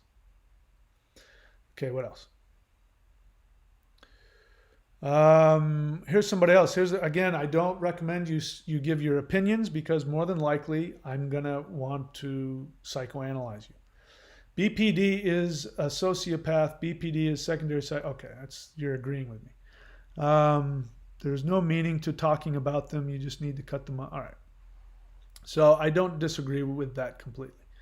What else? Anything else? Grace French, if you have a question, write the word question. Otherwise, I won't see it unless today I'm looking at everybody's thing. How do you stop the cycle of continuing to fall for those with personality disorders? Well, what is the title of this channel? It's called The 4 Things That Heal BPD and NPD Abuse. What are the 4 things, you ask? Scroll up to the top. I have them listed for you. That is how. What else?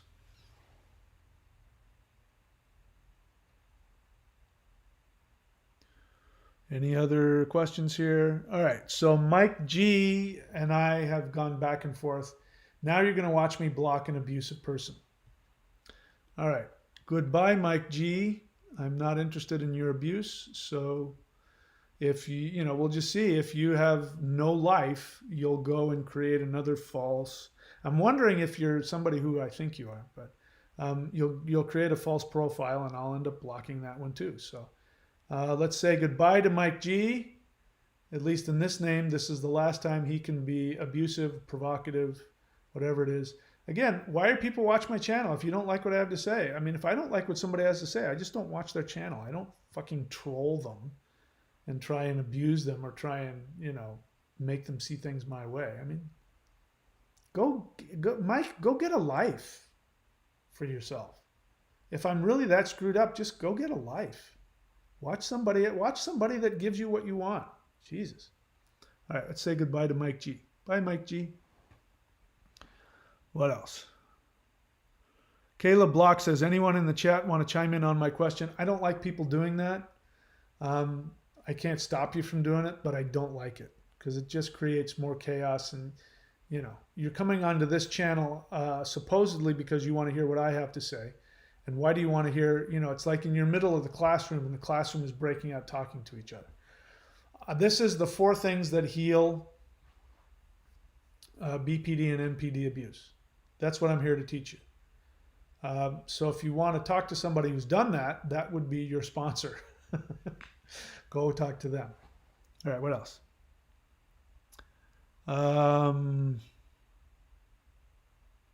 Okay, no other questions. All that, just the noise of you guys talking to each other. All right, yeah, we're not going to do that. We're not going to do any of that. I'm not going to buy in. Blah, blah, blah, blah, blah. Any questions here? I'm not seeing any questions. I'm really interested. Crazy Cat, I deleted a bunch of their stuff. So I'm wanting to know how much crazy narcissism was coming out of their mouth. I don't know. Maybe they changed their mind. I'm not seeing any questions. There's just a lot of chatter here. A lot of what I call a lot of static. All right. I don't see any questions. So Greg PEL at the end. So this is why people need to write question in all caps. Only reason I saw your question was because it was at the end. So please, I know I sound like I'm being a controlling pain in the ass, but I'm actually doing it so that I can see your questions. I want you to write the word question in all caps. Then write, because I'm scrolling through, I can tell people aren't asking questions. I almost missed it. You say, how do I stop missing them after years? Great question. Refer you back to the 4 things. I guarantee you guys, let's go back. The 4 things. If you do the 4 things, here's my guarantee. I guarantee you that if you do the 4 things thoroughly, all 4 of them, to the best of your ability, like your life depends on it, if you do them, here is my guarantee. At some point, I can't tell you when, but at some point, you will be free of anger. You will be free of pain. You will look back on your relationship without any negative feeling. I mean, without any negative feelings. I thought I was giving a double negative there. You will look back on the relationship and you will have no negative feelings about them. You will have no shame. You will have no pain. You will have no guilt. You will have no questions. You will also look back on the relationship and realize that you did not love them. You thought you did. Right now you say, no, I've never had this much love. I want to kill myself over it.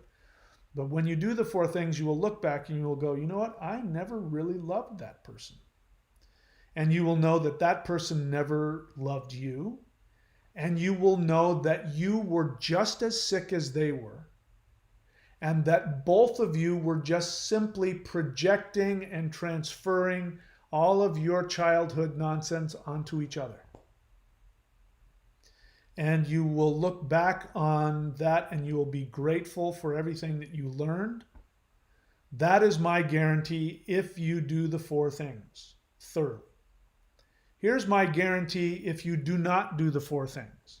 If you have been in a relationship with a borderline or a narcissist, or sometimes they're both, if you've been in a relationship with one of these people, I can guarantee you that no amount of time will make the pain go away. You have to treat yourself as though you've been infected.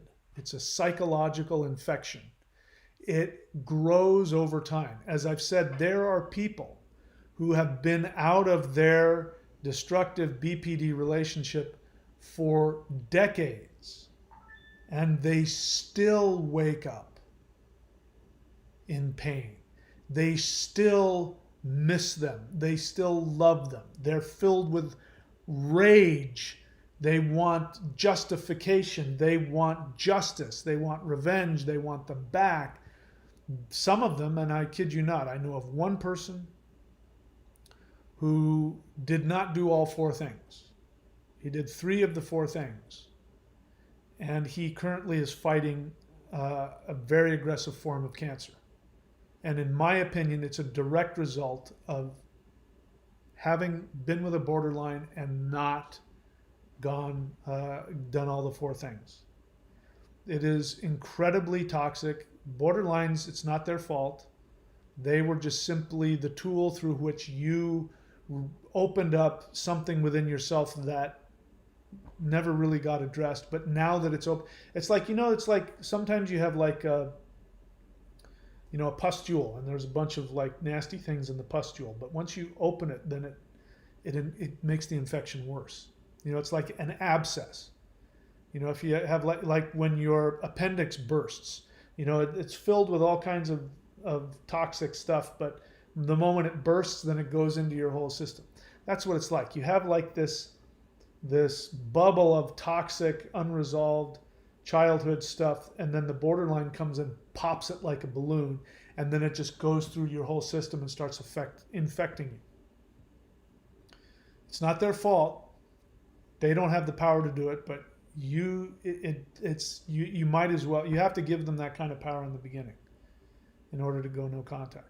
So my guarantee is that if you don't do the 4 things and you did get enmeshed with them, my guarantee is that it will get worse over time, or at best, it will always be just sort of lingering under the surface and then just sort of pop up and go away. And that's the best you'll ever get. And that's the kind of shit that kills you. That's the kind of stuff that gives you heart disease and gives you cancer. It's that kind of stuff. So my guarantee is that if you don't do the 4 things, you will suffer. If you do the 4 things with everything you have, you won't fix your entire life, but you will have 0 damage associated with that person and that relationship. Having said that, I'll check and see if there's any last minute questions. Let's see, what else?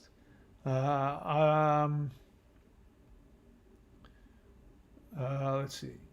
Greg PL question. I wish you were my dad. Have you ever considered doing some life coaching one-on-one stuff? I have, and I stopped doing it. I stopped doing it on this channel because for that very reason. By the way, that's actually what a therapist is supposed to do. A therapist is somebody that you transfer. What you've just done is you've transferred onto me your unresolved feelings for your dad. So here's what I can guarantee. If I did take you on as a client, what would happen is in the beginning, you would project onto me, you would transfer onto me, and you would feel good about it. And then at some point, when you started to individuate, you would begin to hate me. And you would begin acting out destructively against your work with me. Because I've tried to be, and I'm not a therapist, I'm not trained in psychotherapy, I don't want to be a psychotherapist. I've counseled a couple of people, and it became so intense so quick that I decided I didn't want to do it. So this is good, because this is better for you, because I don't want anything from you. I don't want your money. I don't want you anything. In fact, I want people to do the 4 things and never come back and watch my channel again. I want my channel to become so unpopular that I just give it up and erase it. So that means I'm going to tell you the truth. But no, Greg, I can't be your therapist. You should go seek out a psychologist. And if you do the 4 things, you can take those feelings and talk to a sponsor about it. I'm not the right person for you, but it's kind of you to say that. Arjuna, question. So bear in mind, Arjuna, that I said it before, every single one of your questions can be answered when you do the 4 things, which means you do the 4 things with the question in your mind about why the borderline this and the borderline that. And then you do the 4 things, and then finally you go, oh.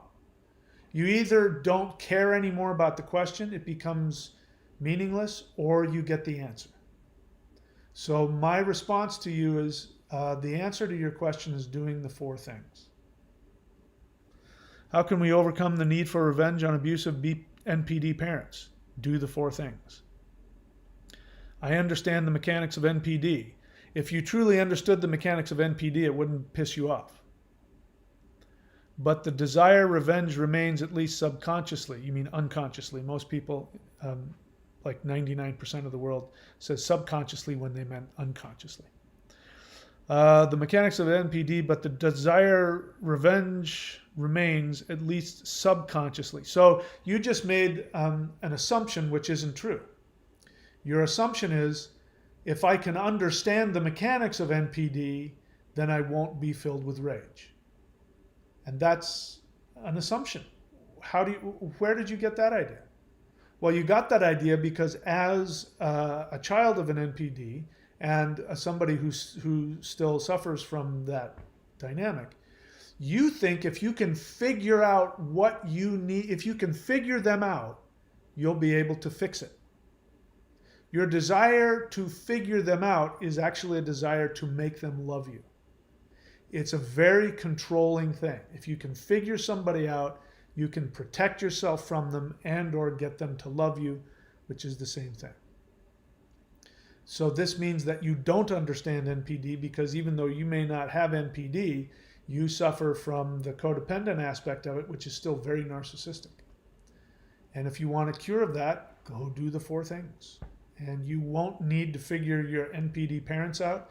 The dynamics of NPD, you won't care. Here's the greatest thing. There came a point when I stopped caring. It was like, I don't understand why she did half of the stuff that she did, but I don't care anymore. She didn't love me.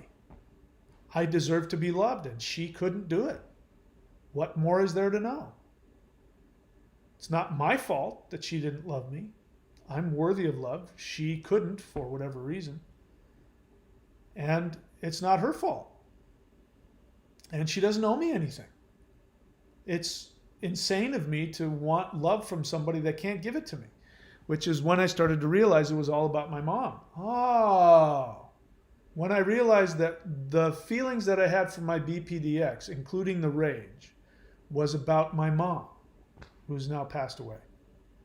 Then I could focus on that, and then the borderline had no impact on me. It means that you still are wanting your mom's love. So go get some help.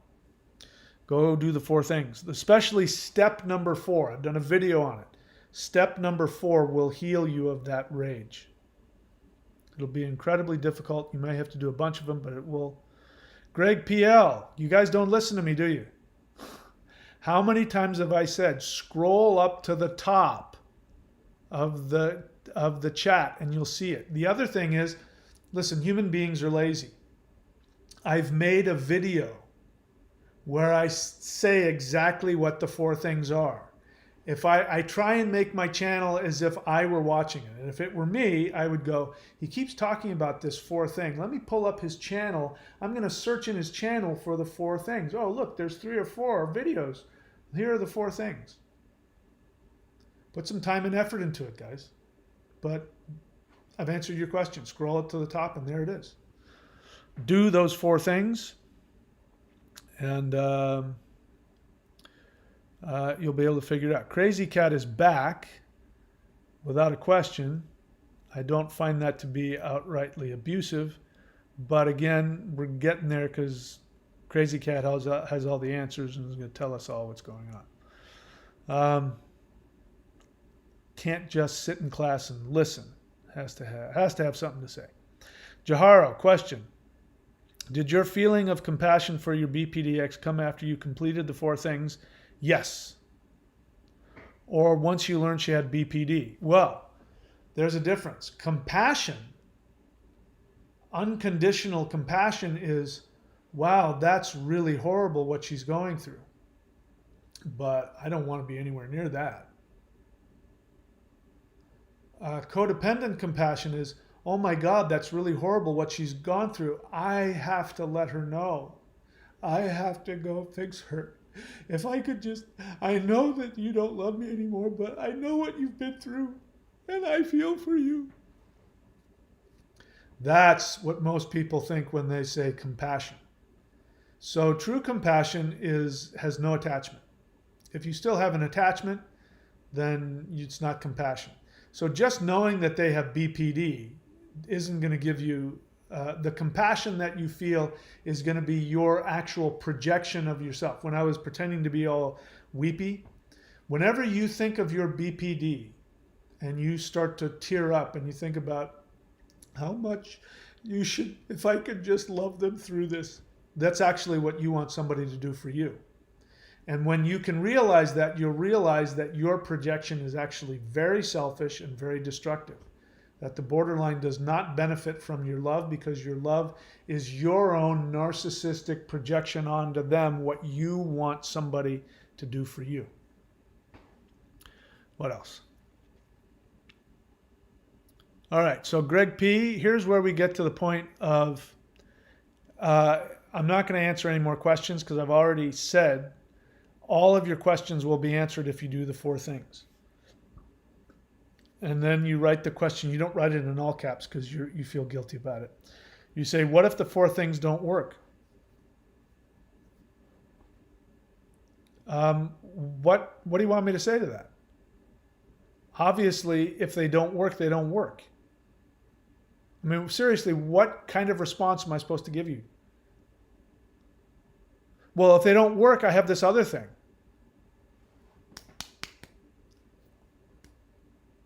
I mean, what do you want me to say? That was I understand the question. It was coming from a feeling of hopelessness. That this is the last house on the block, and if there's nobody home, then you're screwed. But Greg P., how can you even ask the question if you haven't done it yet? I've told you very clearly, if you do the 4 things thoroughly with everything you have in you, as though your life depends on it, I guarantee you this will be the result. You obviously haven't done that within the few minutes that you've been on here. So why are you wasting your time asking a question that has no benefit to you? You have nothing to lose. I'm not charging you a dime for this. I don't get anything from it. My hope is that you'll stop watching my channel. I don't get any narcissistic payoff from you continuing to subscribe and watch me. I don't get any monetary benefit from you doing the 4 things. I'm telling you, stop asking. Somebody asked me if I will counsel them. No, go do the 4 things. I don't want to counsel you. You have nothing to lose. You can be guaranteed that your life will be no worse than it is now. And you have everything to believe that it will get better. So go do them. And then you'll have the answer to the question. In fact, I challenge you, Greg. I challenge you that if you do the 4 things with everything you have, I'll even just give you 6 months. If you do it with everything you have, and that means don't skimp, you do it, with everything that you have, all 4 of them, and in 6 months, if you have seen no improvement, you can come back and tell us. How's that? Jameson-san. Hi, Jameson. Honest feeling. I feel I will have to ask partners to accept my trauma and CPTSD, and so I can't be a hypocrite and hold them to a different standard by, say, rejecting them as soon as mental illness appears. Okay, you weren't asking me a question. That was an honest feeling. I understand that feeling and have felt it myself. I hope that you can see that I feel that. Again, since you weren't asking a question, let me respond as constructively as I can. You can have that feeling, and I encourage you to have that feeling and take the actions that you know to be healthy for you. And you can do both. I've done it, and if I can do it, so can you. Greg PL, how many times do I have to tell you to write the word question in all caps? Why is that difficult for you? I have asked you that at least once, if not twice, and you still didn't do it.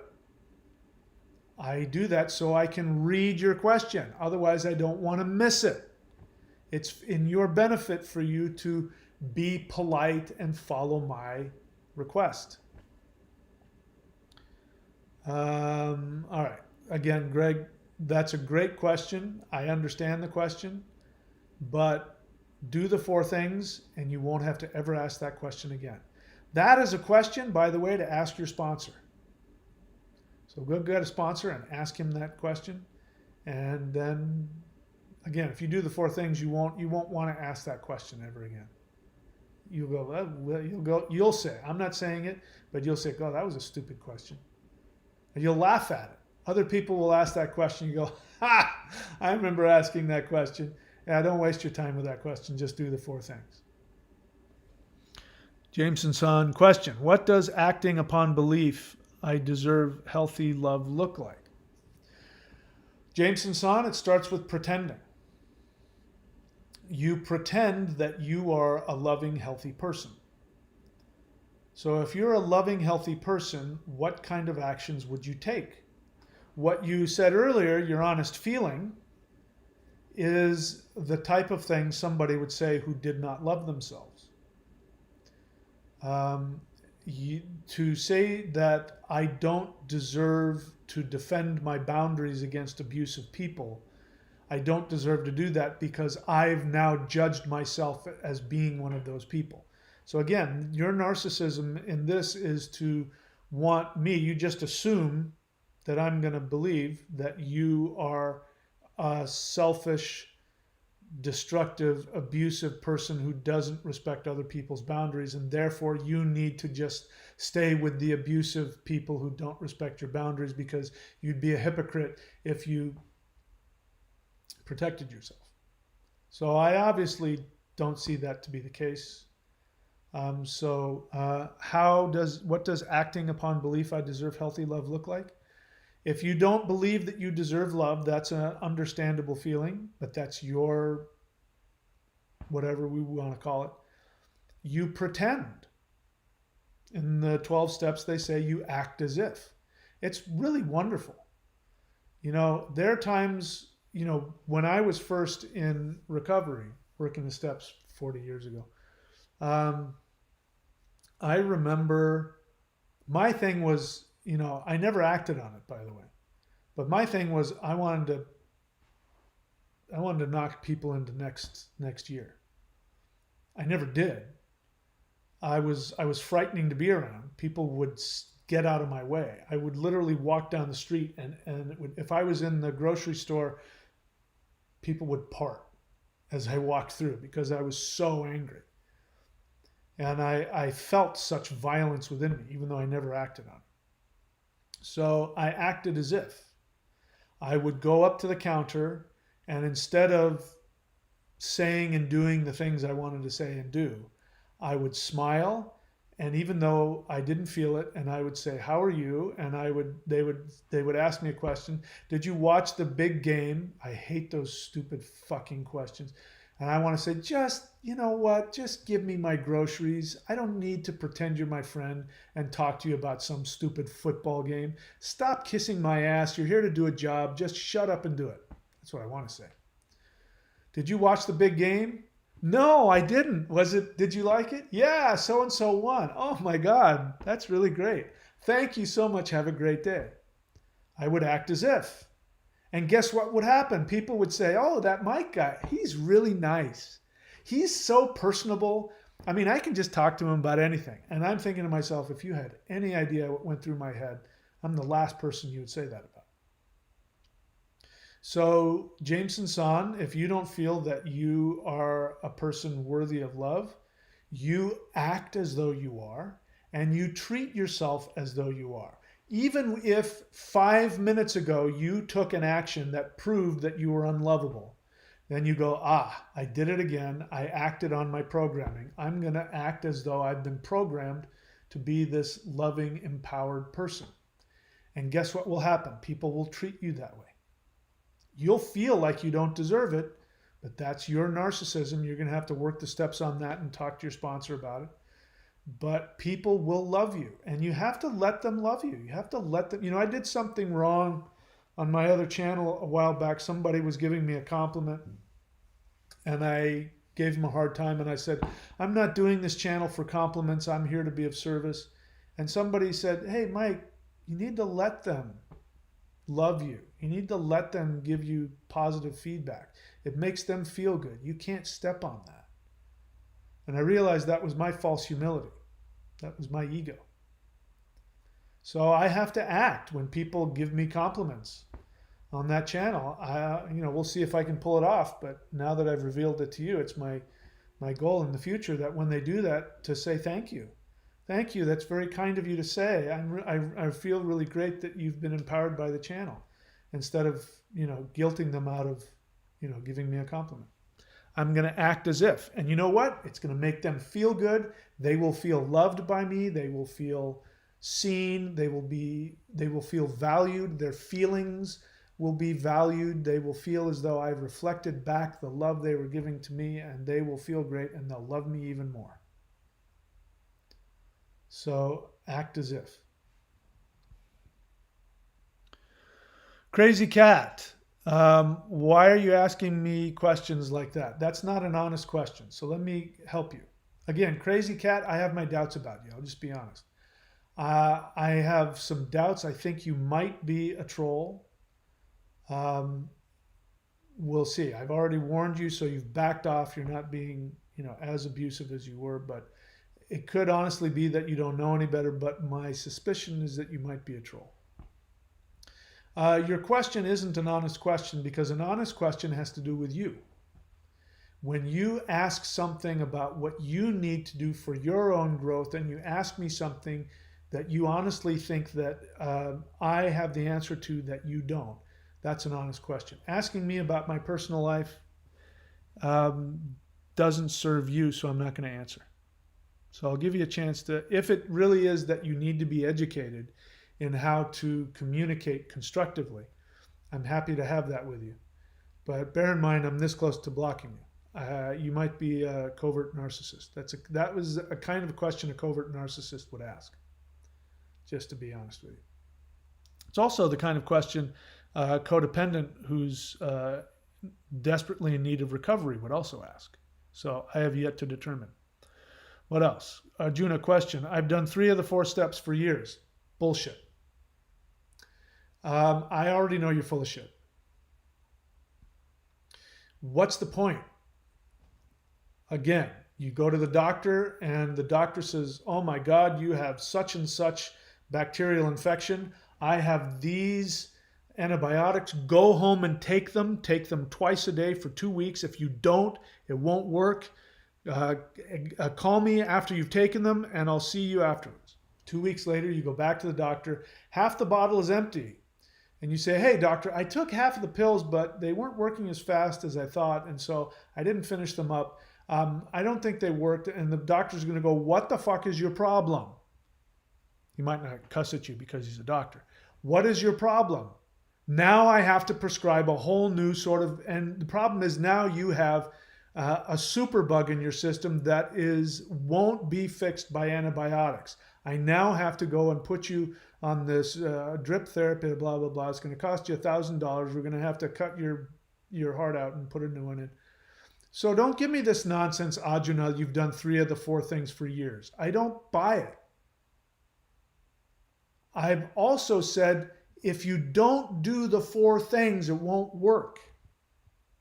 So why are you wasting your time with this nonsense of you've done 3 of the 4 things?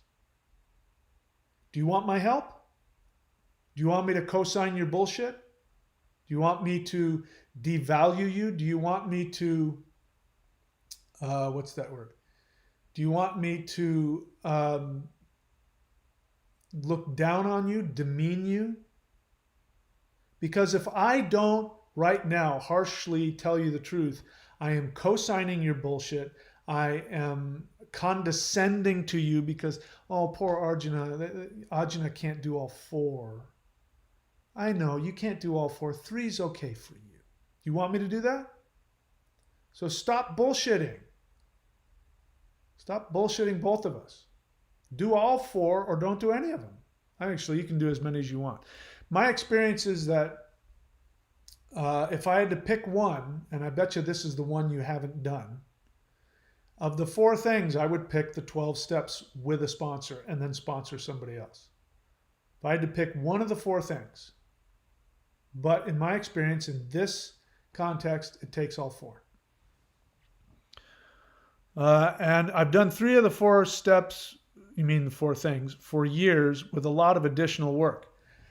So doctor, I took half of the antibiotics and I did a bunch of other stuff. I drank a lot of water, and I ate a lot of kale, and I did some yoga until when I wasn't puking up blood. And the doctor says, I don't care about those other things. Take the antibiotics. Oh, but couldn't make the CODA thing work for me because I never felt heard or understood there or in therapy. So fucking what? You're not being heard here either. I don't buy it. Did I say go to CODA unless you don't feel like it? Of course I didn't. I was right. I told you that was the one thing you didn't do. So listen, I'm not going to waste any more time on you. You and I both know you're full of shit. You and I both know you didn't work the steps. You and I both know you didn't honestly work with a sponsor. Because listen, I know exactly what you're talking about.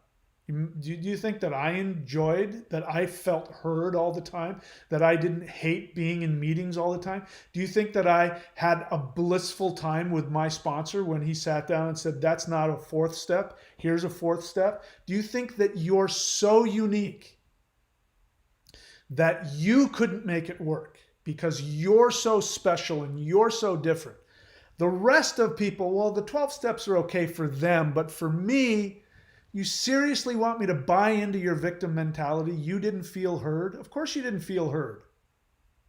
You have an unresolved childhood issue. That's the essence of it. You've been with a borderline. They say the same thing. You don't hear me. And you're like, yes, I do hear you. You're wrapped up in your own narcissism. Ajna, you're wrapped up in your own narcissism. You don't want to do the 4 things? I can't help you. I have no sympathy for you. While I understand your narcissistic resistance to looking at yourself and the pain associated with it and all of the mental bullshit that tries to talk you out of doing it, you think you're so different than me or anybody else that you get a pass? I want to say something really mean to you, but I'm not going to do it. I'm not going to co-sign it. Enjoy your misery. When you're ready to get serious and you want to take all the antibiotics, let us know. What else? Greg Peel, question. What if you don't relate to the CODA stuff at all? How do you know? Well, let me just say this. There isn't one person. First off, you're a codependent. You wouldn't be on this channel if you hadn't been wrapped up in a destructive codependent relationship. So you, by definition, you relate. Again, who do you think you're bullshitting here? It's not going to work on me. But having said that, there is nobody that ever says, wow, I really love those CODA meetings. There's a meeting, there's a 12-step, a CODA group. Oh my God, that's awesome. That's never happened. Every single person has hated it, and like Ajna, it doesn't apply to them, it doesn't work on them. I've done that stuff before. So you're no different. So Greg, you and Ajna should exchange numbers, and you should go to an online CODA meeting together. And then afterwards, you should talk with each other about how you don't relate. And you should keep going back, and you should prove to yourselves that it doesn't work. And the way you'll prove it is by doing all 12 steps with a sponsor and then sponsoring somebody else. After you've done all that, if you then come back and say to me, it didn't work, I'll believe you. But I guarantee you, you won't do that. Number one, I don't think either of you will go back to CODA. I don't think either of you will work the steps. I don't think either of you will get a sponsor and follow their direction. You've already proven, if you've already been there and you have the balls to come onto my channel and say to my face that you tried it and it didn't relate to you, if you honestly think that I am going to condescend to that and buy into it, then there's no hope for you. So prove me wrong. Go do it with everything that you have.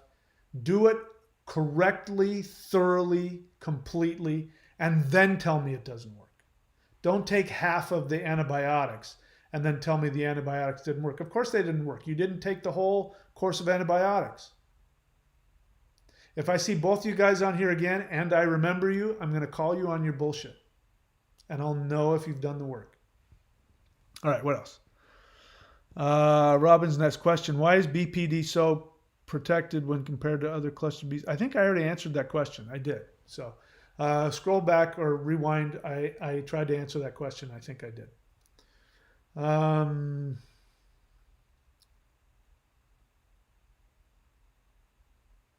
Crazy Cat. Question, is codependent BPD? I don't understand the question. BPD, NPD are forms of codependence. But it doesn't mean that they can benefit by going to CODA. CODA only works with codependents who do not have a personality disorder. Personality disorder people can benefit from the 12 steps, but it won't cure them. They need therapy. They need other kinds of therapy. Robin's next question, what's your opinion on AJ Mahari? Robin's, don't start shit with me. Why are you trying to get me in trouble? I officially don't have an opinion.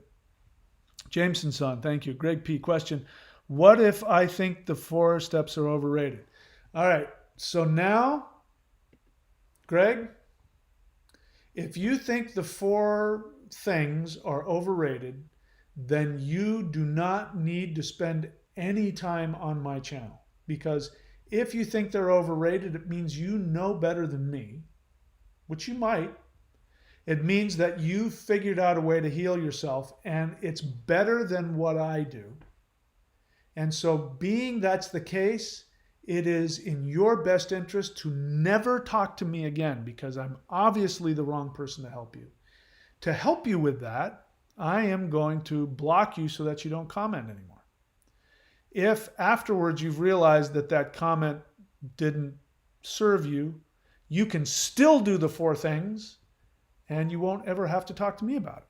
So I wish you all the best in life, my friend. I'm sorry that I wasn't the one able to help you, but I'm happy that you know more than I do and that you know a better way out of this. So I wish you all the best of luck. What else? Anything else?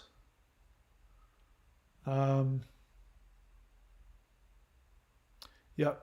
And Greg's not at, yeah, he went on with other questions he knows he can't ask. All right. So that's it. I got nothing else. I got no other questions. So that's it. We're all done. Okay, guys. Thank you. Again, if I have hurt anybody's feelings, if I've offended anybody, it is not my intention. And hopefully you can hear it in the spirit that it was given, which is, I'm here, if necessary, to give you the bitter medicine. I may be the only person to give you the better medicine.